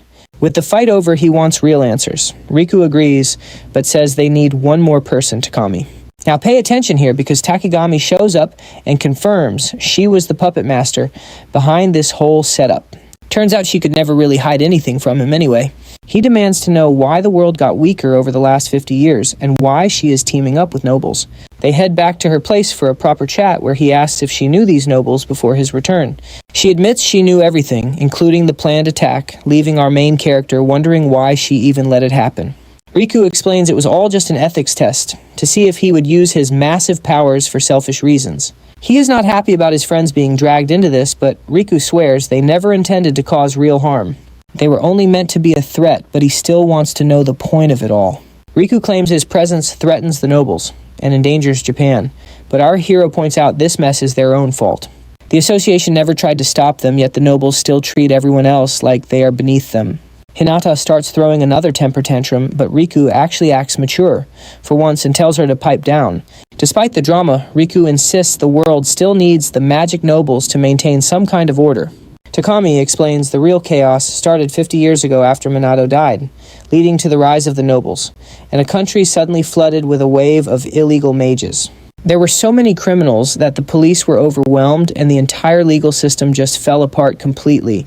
The country became a lawless wasteland where the remaining good mages were hunted down and defeated one by one.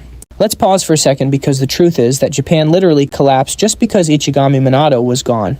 Without a leader, hope was lost, so they eventually decided to create the magic nobles as a solution. The plan was for them to win back public trust and become a shiny new symbol of hope. Since magic was deemed too dangerous, the nobles seized every book and recruited every talented person they could find. They silenced anyone who refused to join, effectively erasing all magic knowledge from the public to force a peaceful era. But the price was massive. Mages grew weak, and technology suffered, reminding him of the terrible chaos he witnessed half a century ago. He remembers the death and destruction, realizing that things actually got much worse after he passed away. He asks if these nobles actually have enough political muscle to control the entire country like this. Takigami brings up his old subordinate, Mumu Hifumi, a talented guy who was also a bit of a sore loser. When he remembers him, she reveals that Mumu is now the chairman of a massive, powerful corporation. He was always the heir to a huge fortune, and he has been secretly funding the magic nobles for decades.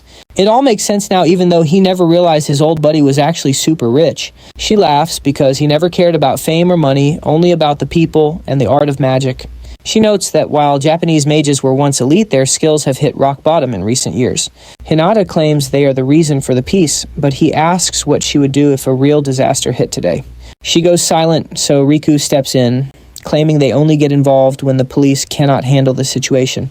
When he asks if they finally see where they went wrong, Riku has no answer for him. He turns back to Takagami, who confirms she has been part of this entire system for 50 years. She does not have their power or status, preferring her quiet life as a simple anti-monster gear maker.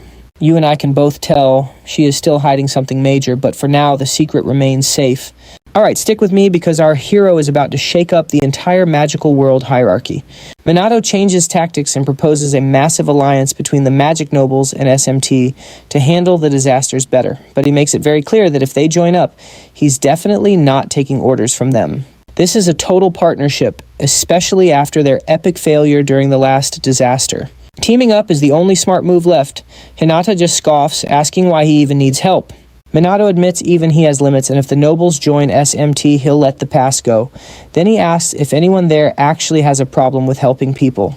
Riku admits they can't take down the chief demon alone, so trusting Minato is easily their best play here. Takami offers her anti-demon gear too, and Minato is happy to accept the backup. After one final tantrum, Hinata agrees, as long as Minato never brings up that chief demon failure ever again. He agrees but tells them to stop kidnapping people every time they want to chat. They agree, and just like that, SMT and the Magic Nobles form their first alliance in 50 years.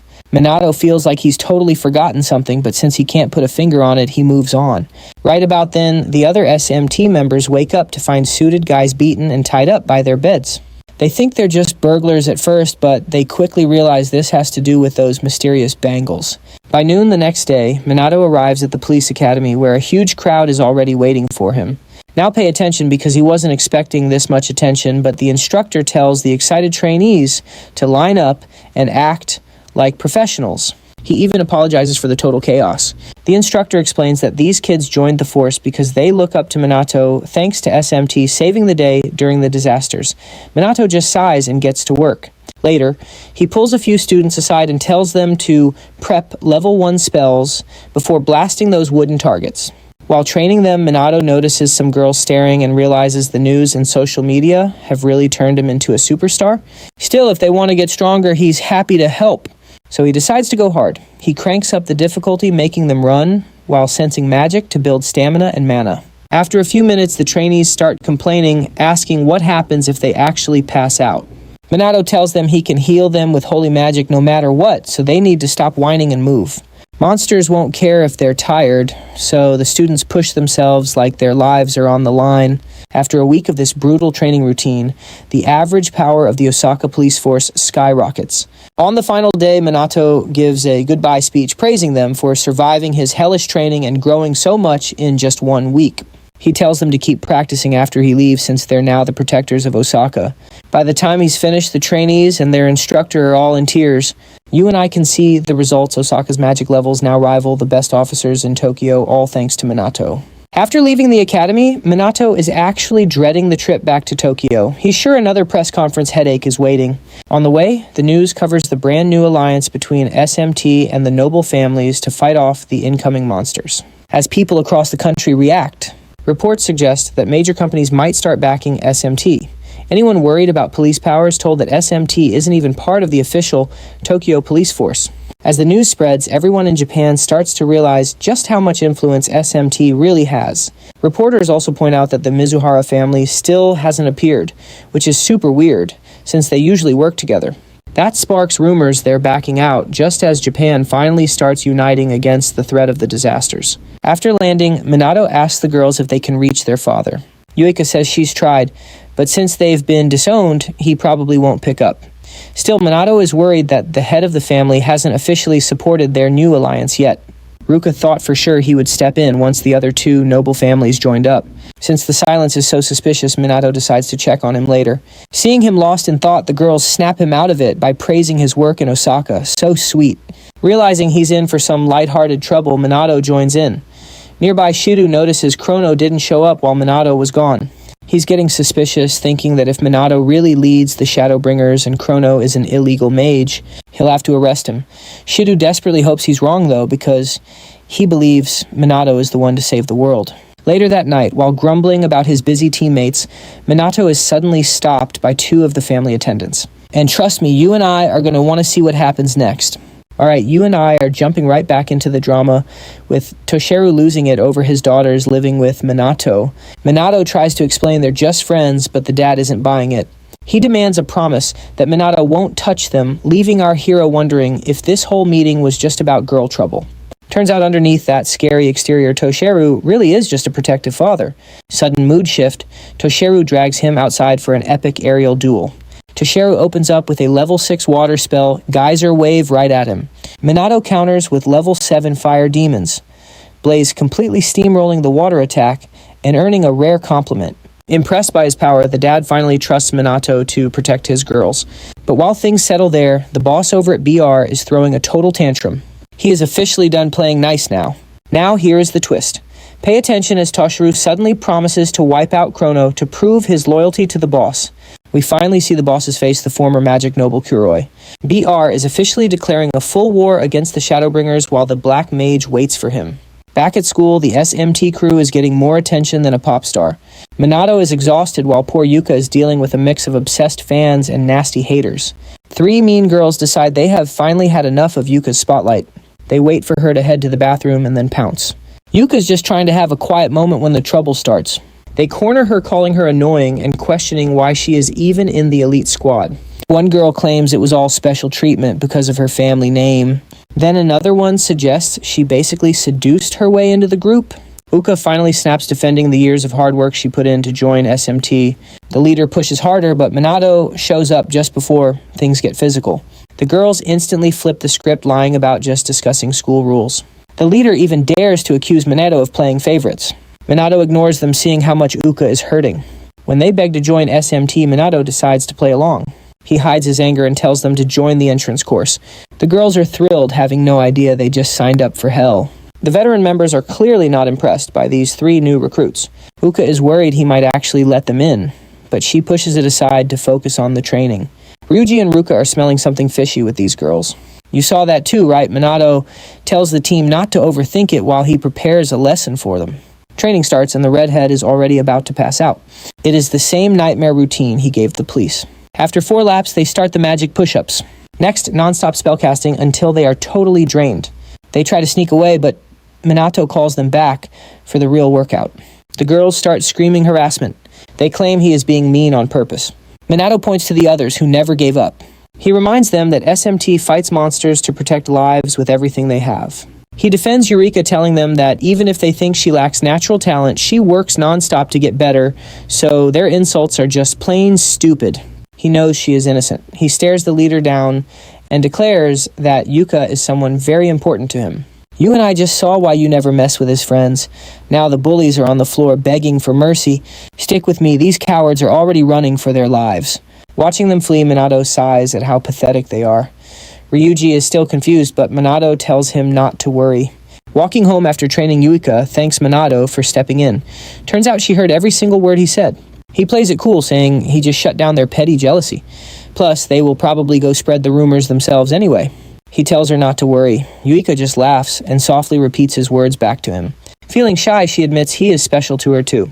But deep down, she knows their feelings are totally different. That is enough for now, though. She believes once she is strong enough to stand by him, she might finally win his heart. Full of new resolve, she tells Minato to get ready for the day she is actually strong enough to beat him. With the bullying finally settled, things go back to normal for the team until the very next calamity strikes. Pay attention. The Tokyo sky turns red as monsters flood the streets. People are panicking and running while the creatures attack. Luckily, Minato and Hinata are right nearby, so they jump straight into the heat of the battle. Hinata calls dibs on some monsters and torches them with fire magic. Having no time to argue with her, Minato handles the rest. He wipes them out with void magic. Even the first responders are stunned to see the team and nobles fighting together so smoothly. Since the nobles started teaming up with the students, their reputation has actually started to improve quite a bit. A recent public survey definitely backs that up. For now, Chrono deals with the illegal mages, while the main team handles the monsters and natural disasters. Since they are just students and not actual police, they are not fully accepted yet, and that makes the real police look even worse. A few days later, Minato visits Leona's brother Kai in the hospital, while disguised as the Shadowbringer. Under the cover of night, he slips into the room to try and heal Kai with angel breath magic. This is a level 7 holy spell. Even if holy magic usually fails on comas, he hopes it helps Kai's mind. But after several tries, nothing changes. He starts to think holy magic just won't work for this. Knowing how much hope Leona is hanging on to for her brother Minato, simply refuses to give up yet. Before he can try anything else, the door opens and he hides. Leona walks in, sensing something is off, but she just brushes it off. She sits by her brother and continues yesterday's story, talking about Chrono's incredible magic and how he takes charge of every situation. She admits she truly admires him. Now watch her face. Here she jokes about his training being pure hell, but you can see her expression start to shift. Gripping Kai's blanket, she promises to keep fighting so that nobody else has to end up just like him. Even if it costs her everything, she swears to take down the Black Rebellion. Then she just breaks down crying and apologizing to her brother. Hearing that, Minato quietly slips out and heads to a warehouse to meet Leona and those new recruits she mentioned. A bit later, Leona arrives and introduces all the new members. Minato catches her off guard by asking for a proper introduction. These aren't just random people. They found her through her online campaign. She only gave out small details on purpose to see who was actually serious enough to track her down. Now that they are here, she tells Minato she has already checked their IDs and screened them all very carefully. The recruits get all excited and start fanboying over Minato, but Leona is quick to shut that down. Once things calm down, Minato warns them that his training will not be easy. The recruits do not back down at all, telling him to push them as hard as he possibly can. Liking their attitude, Minato starts a training regime so brutal it nearly kills them. They were fired up, but they proved they were serious. Under Minato's harsh training, they start to improve very fast. In a week, Minato forms a special hacking team and an action squad meant to hunt down and destroy those Black Rebellion hideouts. As his reach grows, he even gets support from the underworld. Rebellion hideouts keep getting destroyed, leaving the police totally confused about his real goals. But Shido never wavers. In his eyes, illegal mages are all just criminals. To him, Shadowbringer is not a hero, just another outlaw. He is determined to make sure these so-called saviors face justice. Meanwhile, Kuroi throws another massive tantrum, absolutely furious that the Black Mage keeps defying him like this. Before he can smash anything, a subordinate reports that the next operation is ready. Kuroi still calls them slow and totally useless. He swears he'll personally hunt down Minato and Chrono. You and I will want to see what happens next. Alright, you and I are diving back in as Shido suspects Minato's identity. His age, skills, and the timeline make this suspicion impossible to ignore. While he's lost in thought, the team stops by to apologize to Minato. Monet says it's fine, figuring the bracelets just reached their absolute limit. Privately, he knows his beginner gear is weak and plans to ask for upgrades. The team is still salty about the nobles attacking them for a test. They act like they own the place. Monto admits he's fuming too. Since they must cooperate, he asks them to drop it despite feeling weak. Yuika remembers the dazed magic nobles and asks Minato what he did. They still seemed totally dazed. Minato explains he drained their magic and blurred their memory of the event.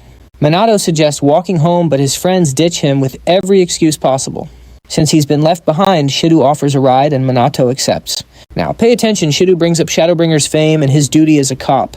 Sensing a trap, Minato asks if he's a suspect while Shido lists shared traits. Minato just plays dumb. Shido remains doubtful, but asks if Chrono is truly a villain after all.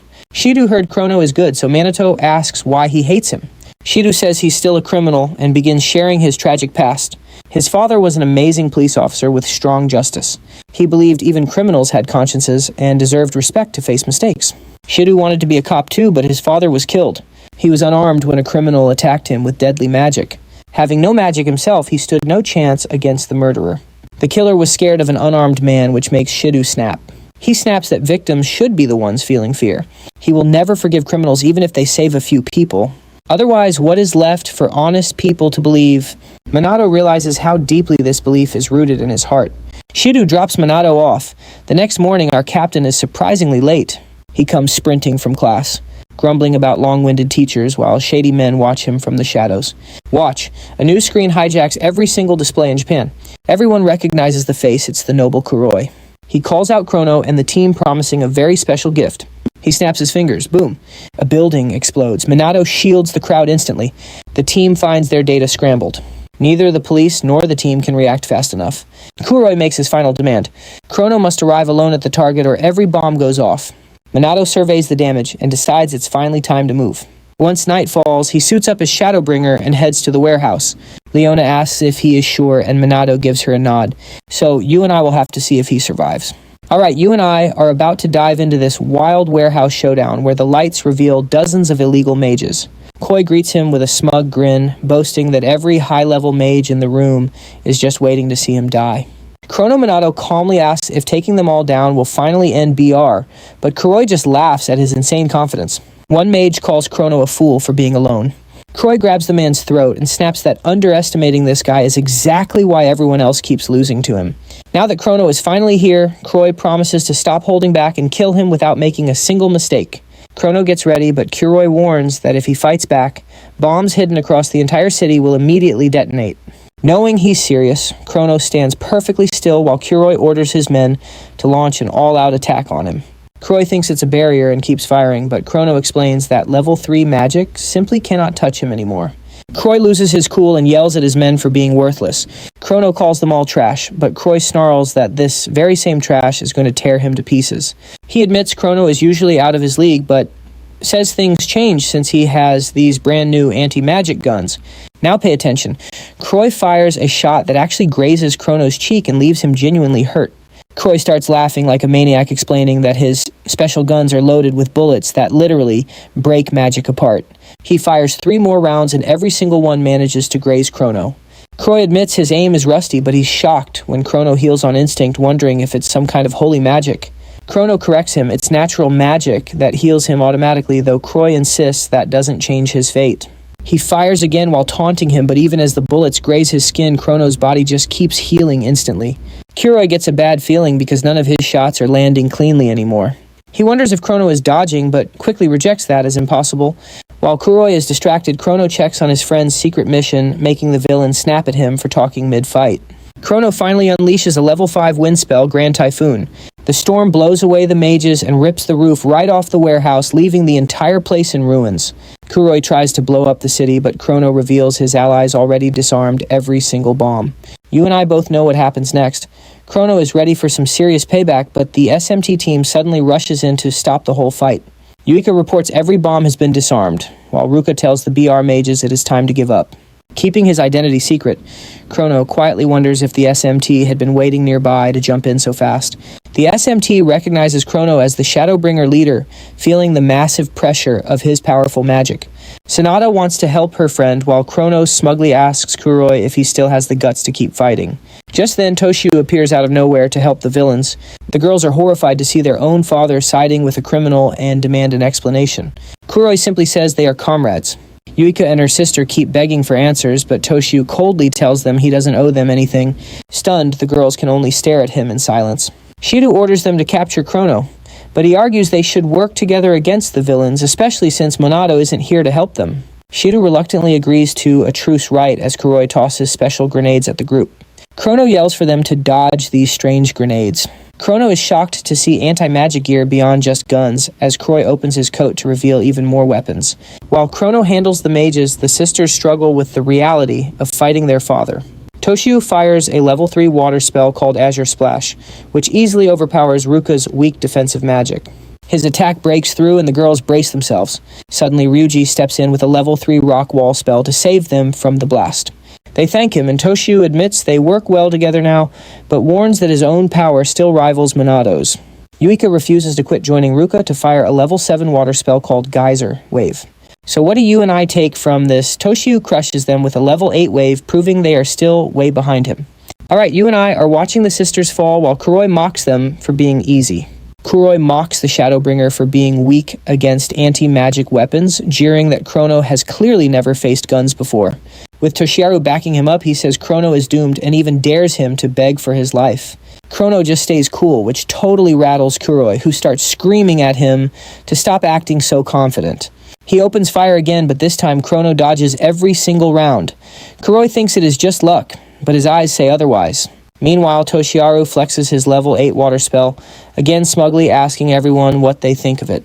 Getting no reply, he blasts Chrono, who avoids the attack cleanly. Kuroi senses a change in Chrono and uses Night Raid, a level 5 dark spell, to strike from behind. Chrono dodges every slash and even ducks more bullets. As Chrono catches his breath, another massive wave of water magic comes rushing toward him. He throws up a void barrier, but it is already cracking. Watching this, the team is stunned by the raw mana and starts feeling useless. Realizing they cannot beat Monado like this, they decide they have to step up and prove their worth. Shido, still holding a grudge, sees his chance to act against him. With Chrono pinned down and reinforcements coming for Toshiharu and Kuroi, he thinks they can finally stop him for good right now. Not wanting to waste this, Shido asks Sonata to help capture Chrono. She hesitates, clearly questioning if this is right. Shido insists. Chrono is just an illegal mage, so they have to move now. She refuses, but he keeps pushing. Now watch this part closely. The dynamic totally shifts as Sonata sends Chrono healing magic instead of attacking him like Shido wanted. Seeing that Kuroi thinks the police just betrayed their ally to start helping the illegal mage. A second later, Shido realizes Sonata used First Aid, a level 5 holy spell, on Chrono. Kuroi starts yelling at the cops. Chrono just ignores him since his own magic already heals him. He wonders why she used a spell he does not need. Then it hits him she is sending her feelings through her magic. So he accepts the boost and keeps fighting. Meanwhile, Shido is still demanding answers for why she helped. And Sonata, totally fed up, says it is because Chrono is the one actually fighting for their sake. When he asks why Sonata tells him to use his brain, why are they still alive and why has Chrono not moved an inch? Shido is silent as she gives the answer. Chrono is shielding them all even while Kuroi keeps shooting. You and I saw that coming, right? He is staying put to keep them safe. What a guy. Even after hearing that Shido still tries to call Chrono the villain, claiming no illegal mage would ever help. Sonata reminds him that Chrono came here alone to save people and fight for them. Seeing her conviction, Shido finally starts to think for himself. Seeing Chrono standing his ground while covered in wounds makes him question everything he ever believed. The truth finally starts sinking in, especially when the girls vow to fight beside Chrono, regardless of him being an illegal mage. Kuroi just mocks them, saying a bunch of mages with no mana left can't change a thing. Even so, as the team attacks with everything left, Eureka says they can still make a difference here. With that, they all target Toshiharu on his water bubble and force him back down to the ground. The second he lands, Chrono blasts him with Demon's Blaze, but Toshiharu blocks it with a Geyser Wave. Seeing their teamwork, Toshiharu realizes he barely has any openings left to get a clean shot at Chrono. He knows the group will keep interfering, doing everything they can to pin him down. Sonata jumps in too. As the girls pressure, their father Shido joins them against Toshiharu. That is the final straw for Kuroi. Chrono praises the team for keeping Toshiharu busy, which makes his own side of the fight way easier. That just makes Kuroi angrier until he vows to kill them all. He unloads even more shots at Chrono, but our guy dodges perfectly, leaving the villain completely stunned. When Kuroi accuses him of using magic to cheat, Chrono says he just dodged naturally with no magic. Kuroi snaps that this is not some movie, but Chrono tells him he was just a bit rusty against long-range gear lately. Hearing that Kuroi starts firing his guns wildly into the air, but Chrono says he's already mastered the pattern and slips past every shot to close the gap. Kuroi realizes bullets are useless and pulls out an anti-magic rocket launcher. But before he can fire, Chrono rushes in with Night Raid. Kuroi is shocked as Chrono follows up with Cruel, a dark spell that is totally unique. He drops him into 3 days of agony. And that's where we leave it. Trust me, you and I are ready to see what he does to Toshiharu next. Stick with me, you're about to see how our hero cleans up this absolute mess. Even exhausted, the team did great, so Chrono smiles and tells them he will handle the rest. He locks onto Tushiru, but before they can even throw a punch, the guy surrenders. Chrono is just as confused as we are. Suddenly, Leona radios in. The police and magic nobles are raiding every single Black Rose hideout across Tokyo. This timing was way too perfect, and Leona suspects Tushiru leaked the info. Chrono turns to him and asks point blank if he was a spy inside Black Rose. Tushiru owns up to it. But before they can dig deeper, Kuroi stands back up and tells everyone to quit playing around. From his condition, Chrono realizes the guy used anti-magic gear to snap out of the Cruel spell. Clutching a detonator, Kuroi threatens to blow everything nearby sky high. The SMT members are way too beat to outrun the blast. But Chrono and Tushiru aren't done. They combine level 7 spells Firewall and Emerald Aqua to shield the SMT from the blast. Kuroi frantically hammers the button again and again, but nothing happens. No explosion, no nothing. He just stares in total disbelief. He is panicking because he definitely planted those bombs. That is when Leona arrives, letting him know they were all defused already. Once he recognizes her as part of Shadowbringer, he starts barking orders, calling them slaves and telling them to kneel. Leona is not having it. She punches him hard and finally gets her payback. Kuroi still tries to act tough, claiming he is just one piece of the puzzle, but then he finally collapses. Now pay attention here. Chrono wonders who is actually running things, but he needs more evidence before making a move. He grabs Leona and prepares to vanish before the police show up. Yuika begs him to wait, wanting to confirm his identity. Chrono just ignores her and leaps into the night sky, leaving the SMT in the dust again. After he leaves, Yuika and Ryuji are left wondering what kind of person the leader really is. Only Sanada knows the truth. She is beyond grateful to Kusanagi for saving so many lives tonight. By morning, it is all over the national news. The former noble and President Kuroi has officially been arrested. He is facing major terror charges while the police take all the credit for defusing the bombs and acting fast. Watching from the city, Hinata and Riku just laugh at the media for making the police look like heroes. Meanwhile, Minato goes back to his normal life. He heads over to the Mizuha home with his team to see Tushiru. On the way, the team asks why he was gone during the mission. Minato lies about a family issue and they buy it, though they tell him to call next time. They finally arrive at the house and are led straight into the main meeting room. The girls demand a full explanation, so Tushiru admits that he was only pretending to work with Kuroi. He joined Black Rose to clear the magic nobles' names and keep the rogue mages in check. It turns out, Kuroi was not just a former noble, he was a dangerous criminal who was getting way too powerful. Yuika still asks why he only joined the group now. Tushiru explains that the police asked him to go undercover. Being a noble allowed him to get close to Kuroi easily since they had history through Fuka. Using that connection, Tushiru earned his trust. He finishes by saying he will not be punished because he was technically working as an undercover investigator for the authorities. Hearing that the girls are relieved, even if they think the police were pretty mean for using their father. Minato stays quiet, thinking about the SMT, the police, and just how far Tushiru went for this. You and I both know something feels fishy. Why did the police wait until now to act? Their whole story feels weak and suspicious. In a flashback, Chrono and Leona discuss how the police somehow knew half the bombs were fakes despite being bad at info gathering. Chrono wonders if the criminals just ran out of bombs, but Leona is not convinced. The police moved way too fast, like they had a script. It is definitely off, but they do not have proof yet. Back in the present, Tushiru asks for forgiveness and promises to publicly support the SMT from now on. He also officially welcomes his daughters back into the family, making them glow with happiness. On the way home, Ryuji is just glad that things are finally starting to look up. Sanada is still thinking about her heroes and wishes she could do something to thank them properly. Shido is stuck, thinking about how Chrono saved them. If he really is, Kusanagi is arresting him even the right thing to do anymore. Meanwhile, Yuika gets a chill as she remembers Chrono's eyes. They looked exactly like Minato's did that night. And that's where we leave it. Are they really the same person?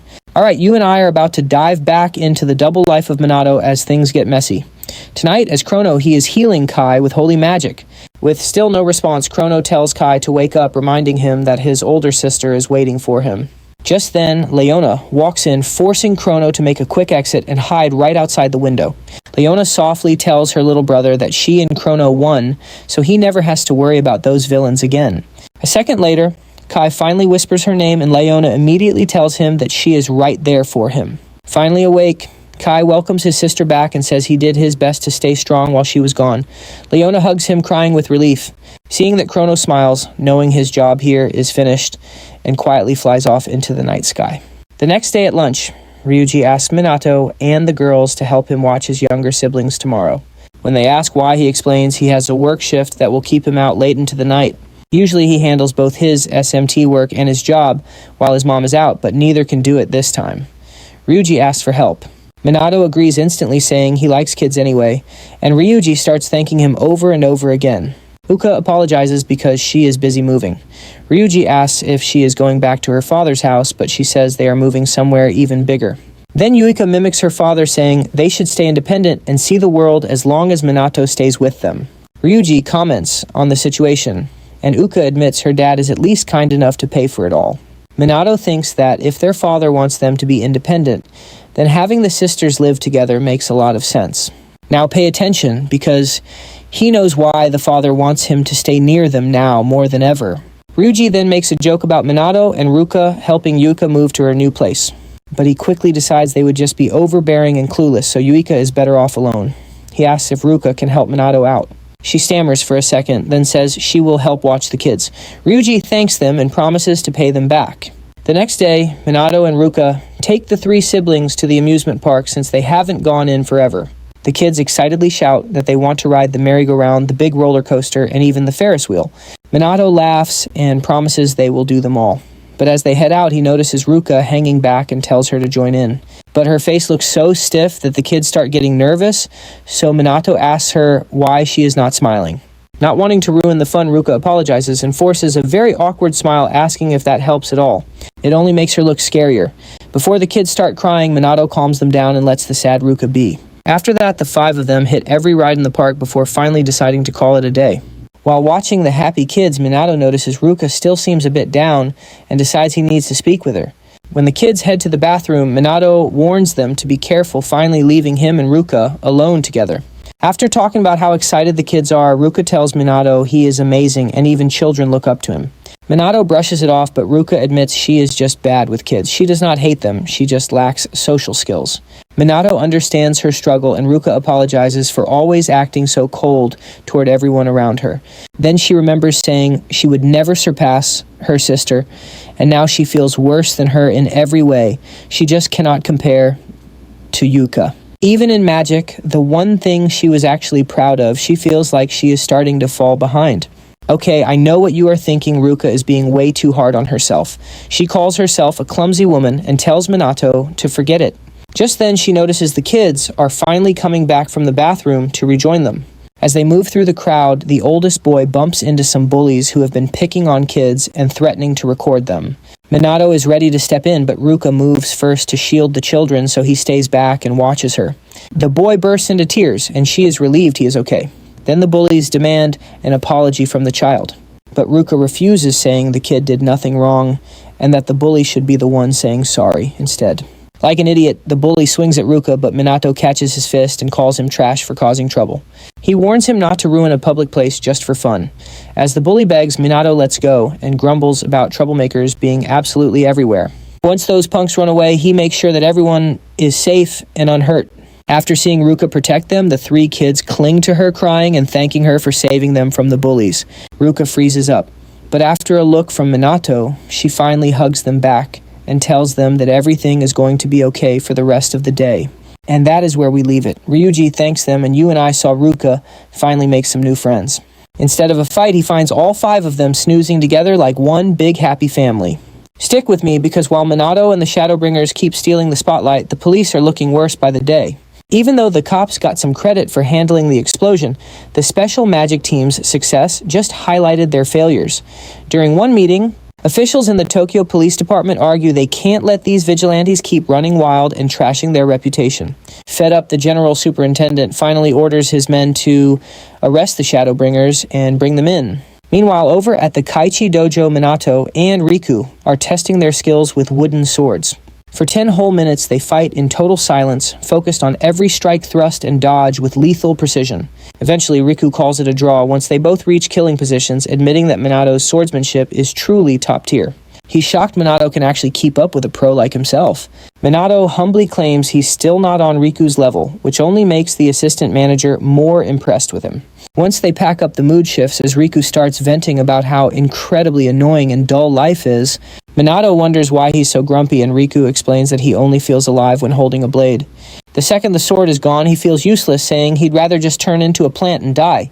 Minato tells him to hang in there, saying that just living and doing nothing is fine if it makes you happy. Riku thinks Minato is a fascinating guy, confessing he's always felt like an outsider because his massive talent just separated him from everyone else. Minato tells him that doesn't make him some weird alien. It just means his uniqueness is obvious to everyone. Riku is floored since no one ever viewed his talent that way. Pay attention here because Minato starts recalling his past life when he faced a terror so great that death felt like it was right there.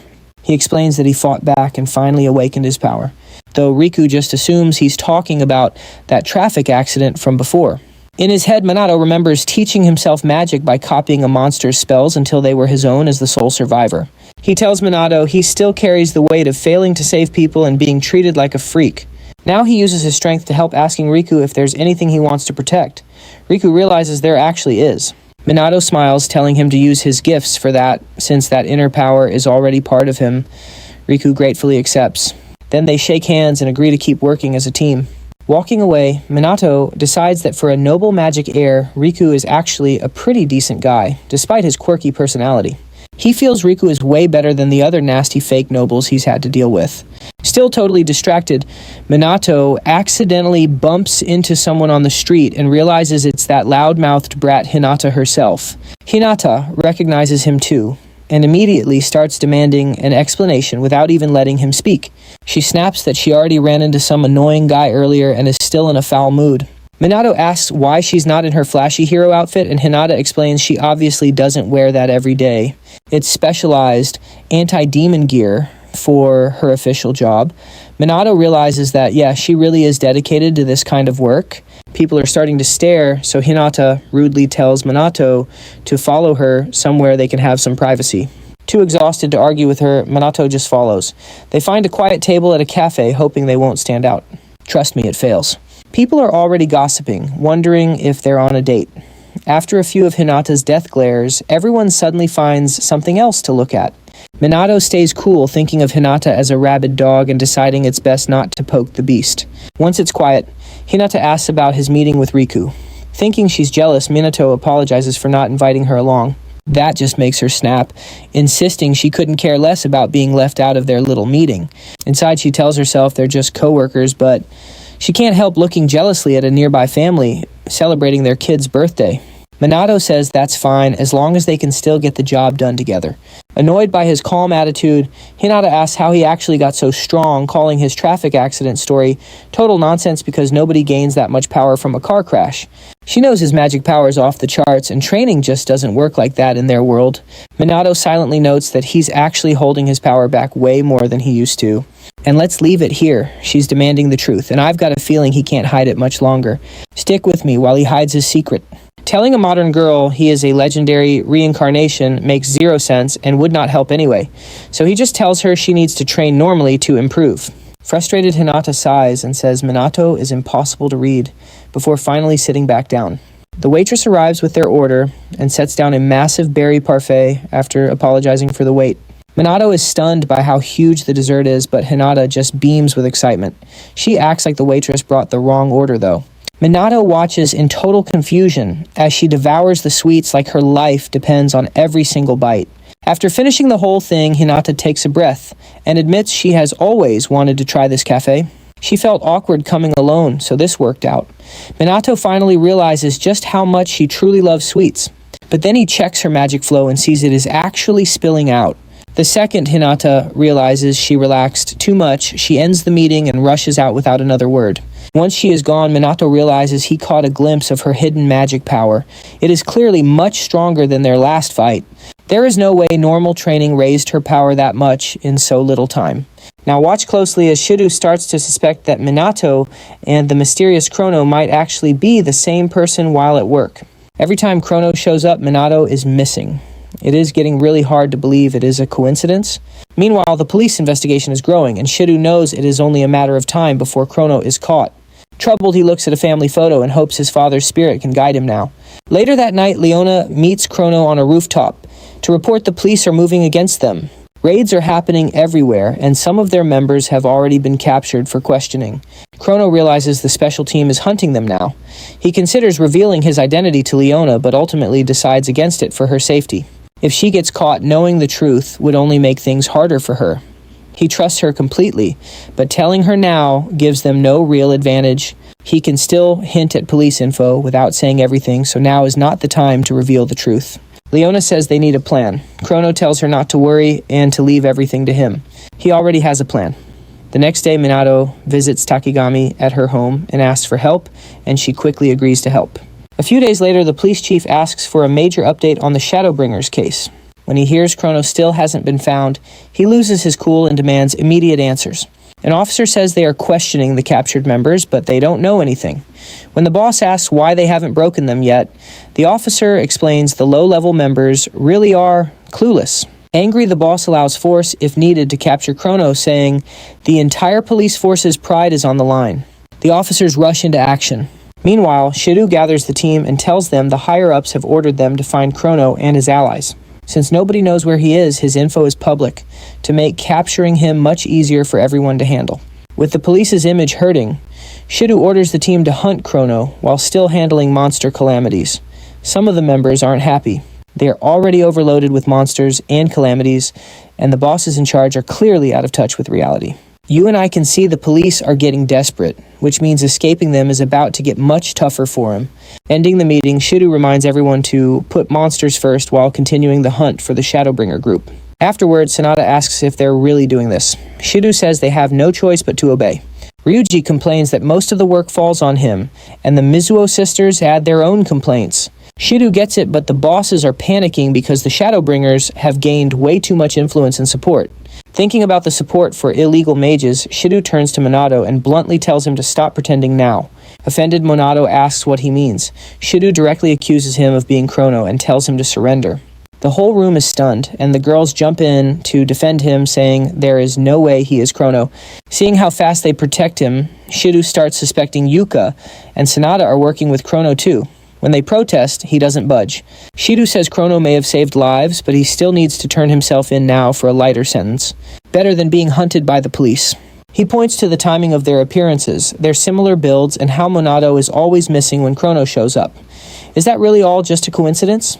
And that's where we leave it. Trust me, you'll want to see his answer. Alright, stick with me. We are jumping into a broadcast hijack where the Shadowbringers have seized control and things are about to get weird. The footage shows Minato in the room, but then another guy appears introducing himself as Chrono. This fake Chrono apologizes for the intrusion, then starts rambling about the rumors of a major power struggle brewing between him and our main character, Minato. To settle things, he challenges Minato to a daytime duel, completely shocking the entire world. While the team stares in disbelief, Shiru is confused. How can Chrono challenge Minato if they are actually the same person? Sanada and Yuika start questioning everything too, because honestly, absolutely none of this makes any sense right now. Ryuji and Ruka, oblivious to the identity crisis, ask Minato for his plan. He calmly decides he will accept the challenge. Hours later, the whole nation has eyes on Shibuya. This is it. The clash between Kusanagi and Chrono is starting. Helicopters are circling and reporters are treating this massive crowd like it is some legendary world sporting event. The authorities are on high alert with officers standing by, ready to slap the cuffs on Chrono the moment things get hairy. While everyone waits, fans are loudly cheering for both fighters. Ryuji calls the whole match a total media circus. His teammates even pull up the social media numbers to show just how much the internet is blowing up right now. Pay attention here. Shiru is staying quiet, watching Minato closely and trying to uncover his real strategy. He is looking for just one slip-up since there is no turning back now. Nearby, Hinata and Riku bump into Toshio, who actually showed up to see the showdown. They ask what he is doing there, and Toshio says this battle is something he must witness personally. Suddenly, a blindingly bright light appears directly over the arena. As the crowd wonders what is happening, a blue beam drops from the sky, nearly clipping a helicopter, and sets off a massive explosion that almost knocks everyone over. When the dust finally settles, the fake leader, Chrono, is standing there, and the media captures his epic entrance live. Shiru is stunned that Chrono actually showed up, making him doubt his own theory. Even Hinata and Yua wonder if they really are two different people. Right before the opening blow, Minato sighs and mentions how he usually hates putting on a big public show. But this time his hand is forced. When the fake Chrono stays silent, Minato skips the pleasantries and gets straight to business. In front of thousands, Minato launches an inorganic cannon, a level 6 spell, right out of the gate. Now you and I need to watch this. The fake Chrono counters with dark magic, and the resulting shockwave forces the news pilots to back off. The pilots totally ignore the reporters who want to get closer, choosing survival over a good shot.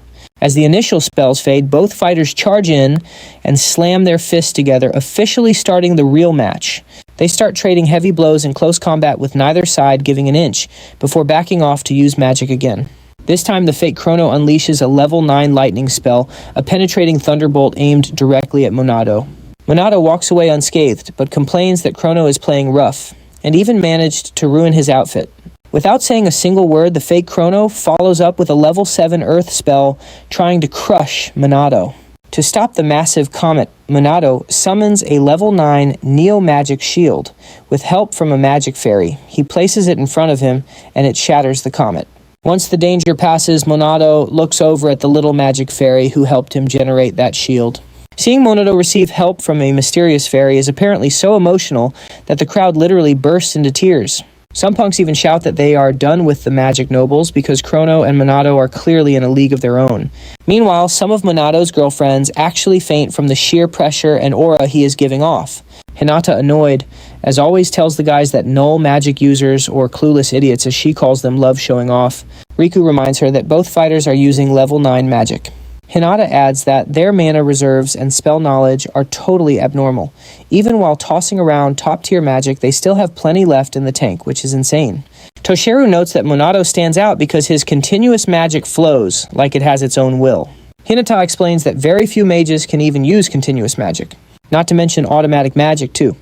But with Monato's wild physical strength, Toshiru suggests he is using magic power to reinforce both his body and his attacks while staying perfectly defended. Hinata asks if that basically makes Minato a wall of magic. Toshio says probably, which makes her even more annoyed.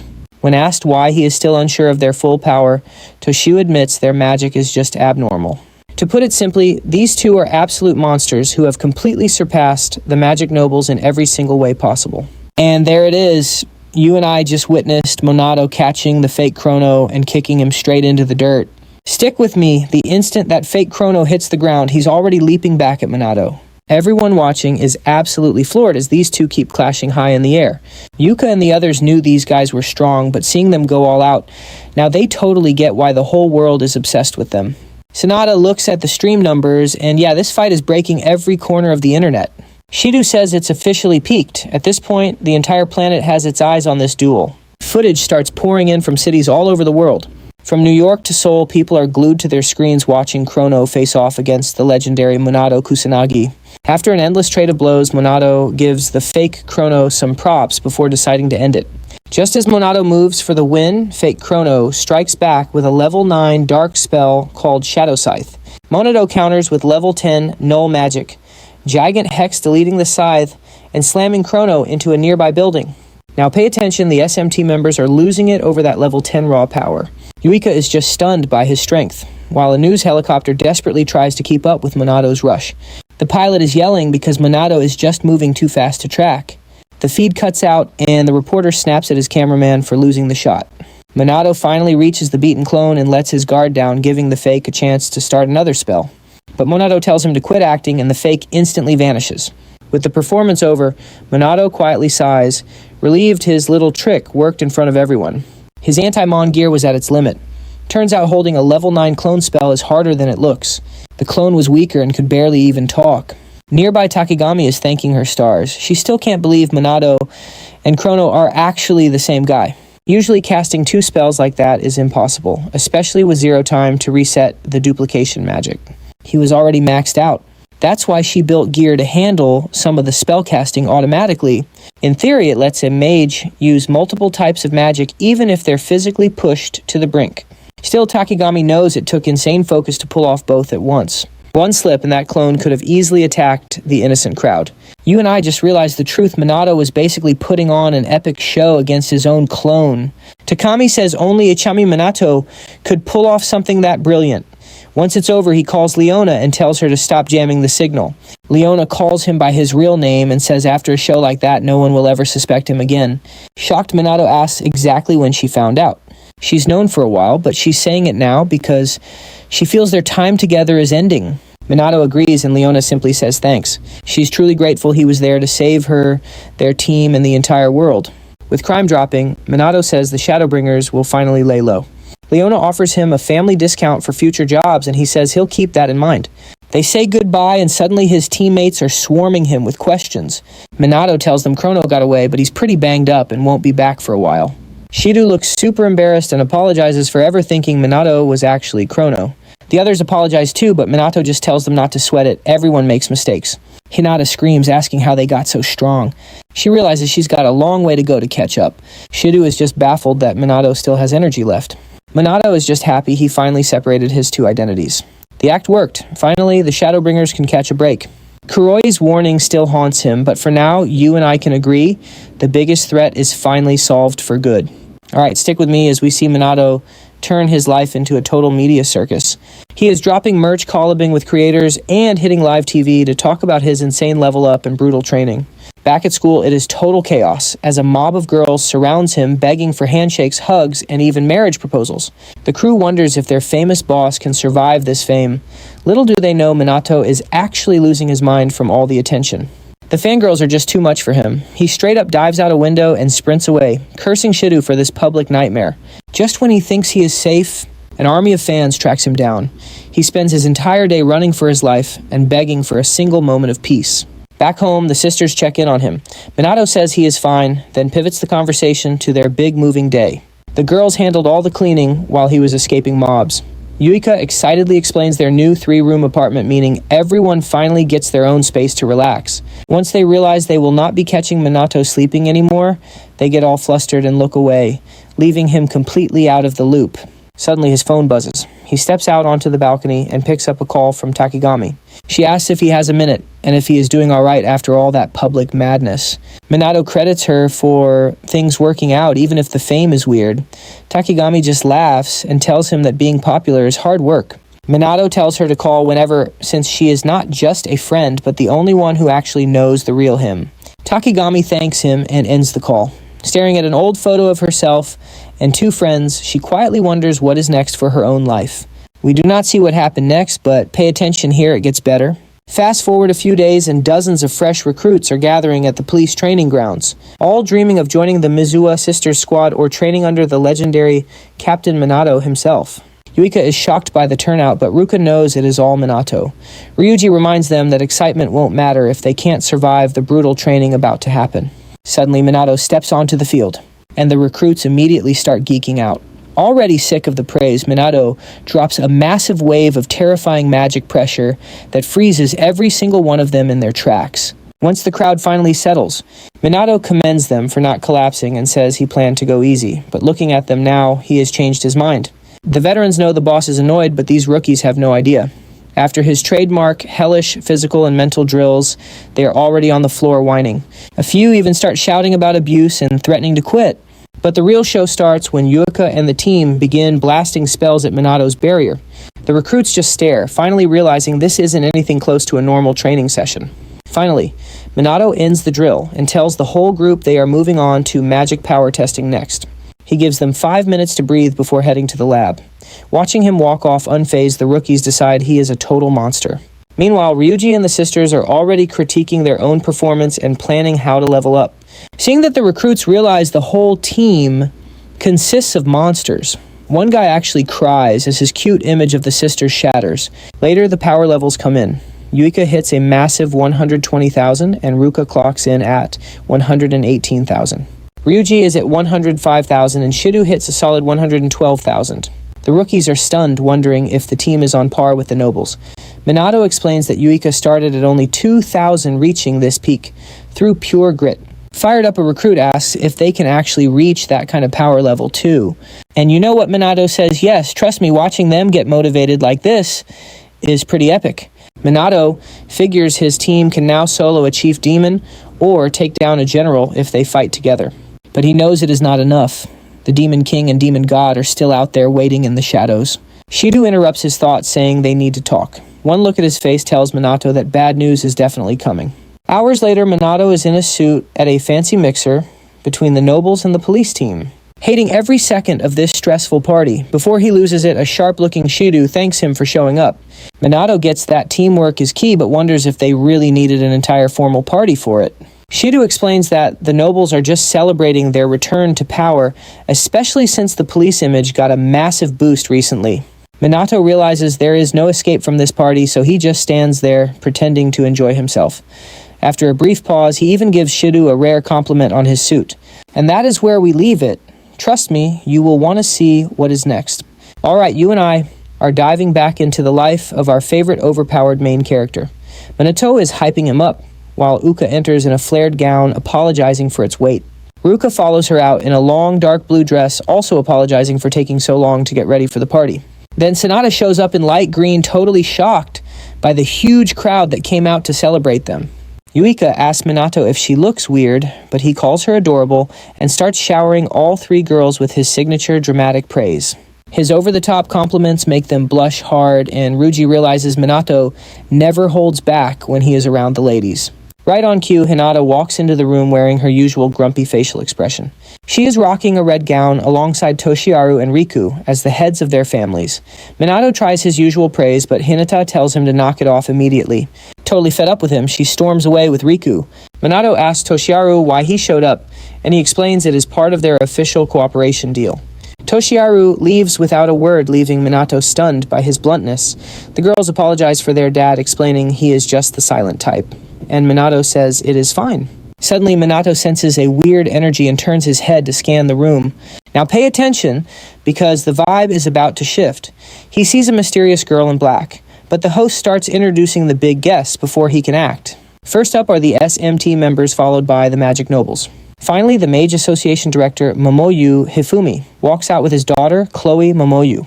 Minato recognizes Hifumi from his past. Even more concerning, now that he knows the girl is Chloe, he is not quite sure how to react. He keeps his cool and stays silent while Hifumi takes the stage to give a formal introduction. He begins his speech by addressing the monster crisis currently threatening the nation. He claims the new alliance is the perfect solution. To win everyone over, Hifumi promises to protect the peace and help every mage thrive. The crowd goes wild with applause. Minato has to admit the man knows how to deliver a clear message. Then he catches Chloe smiling at him and wonders what her real goal is. Soon Hifumi walks over to the SMT and pledges that the mage nobles will work closely with them to protect the land. He shakes Minato's hand with a big smile. Minato plays along but secretly uses his magic to scan the director's power level. From what he can tell, Hifumi has been training hard and is still incredibly powerful.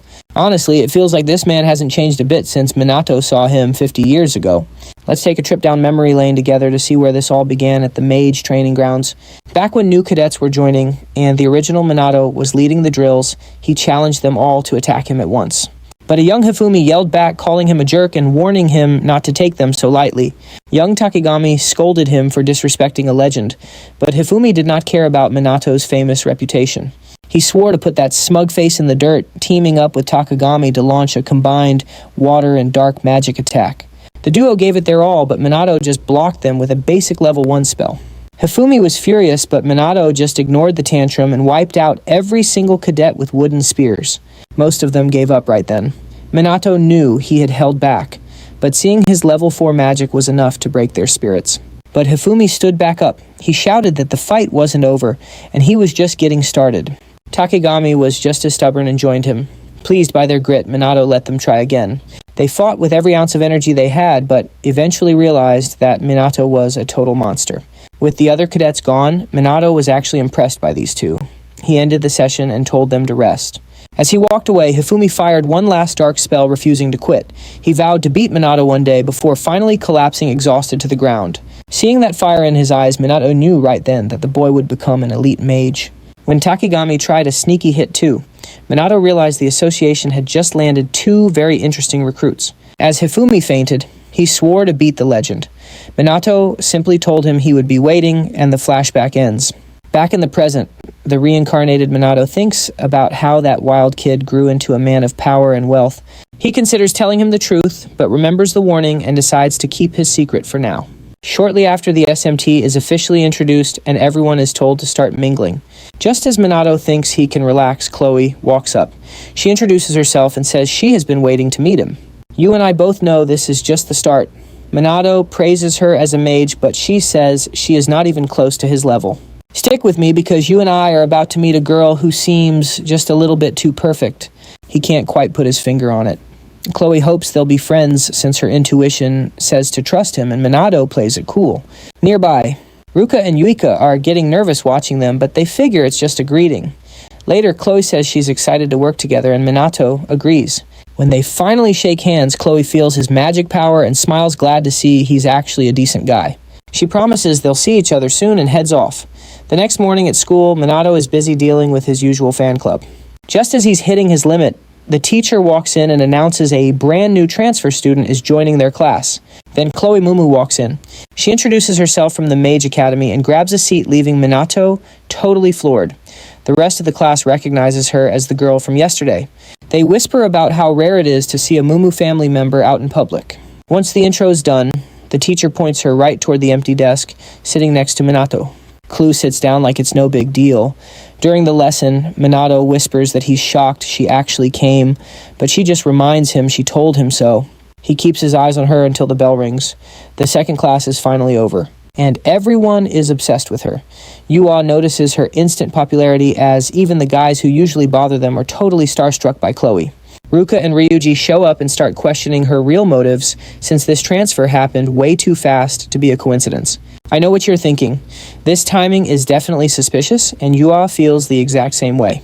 Ryuji still doesn't trust these mage nobles, and really hopes this isn't some secret plan to mess with them. For the time being, Minato and the gang decide to keep a very close eye on their new classmate.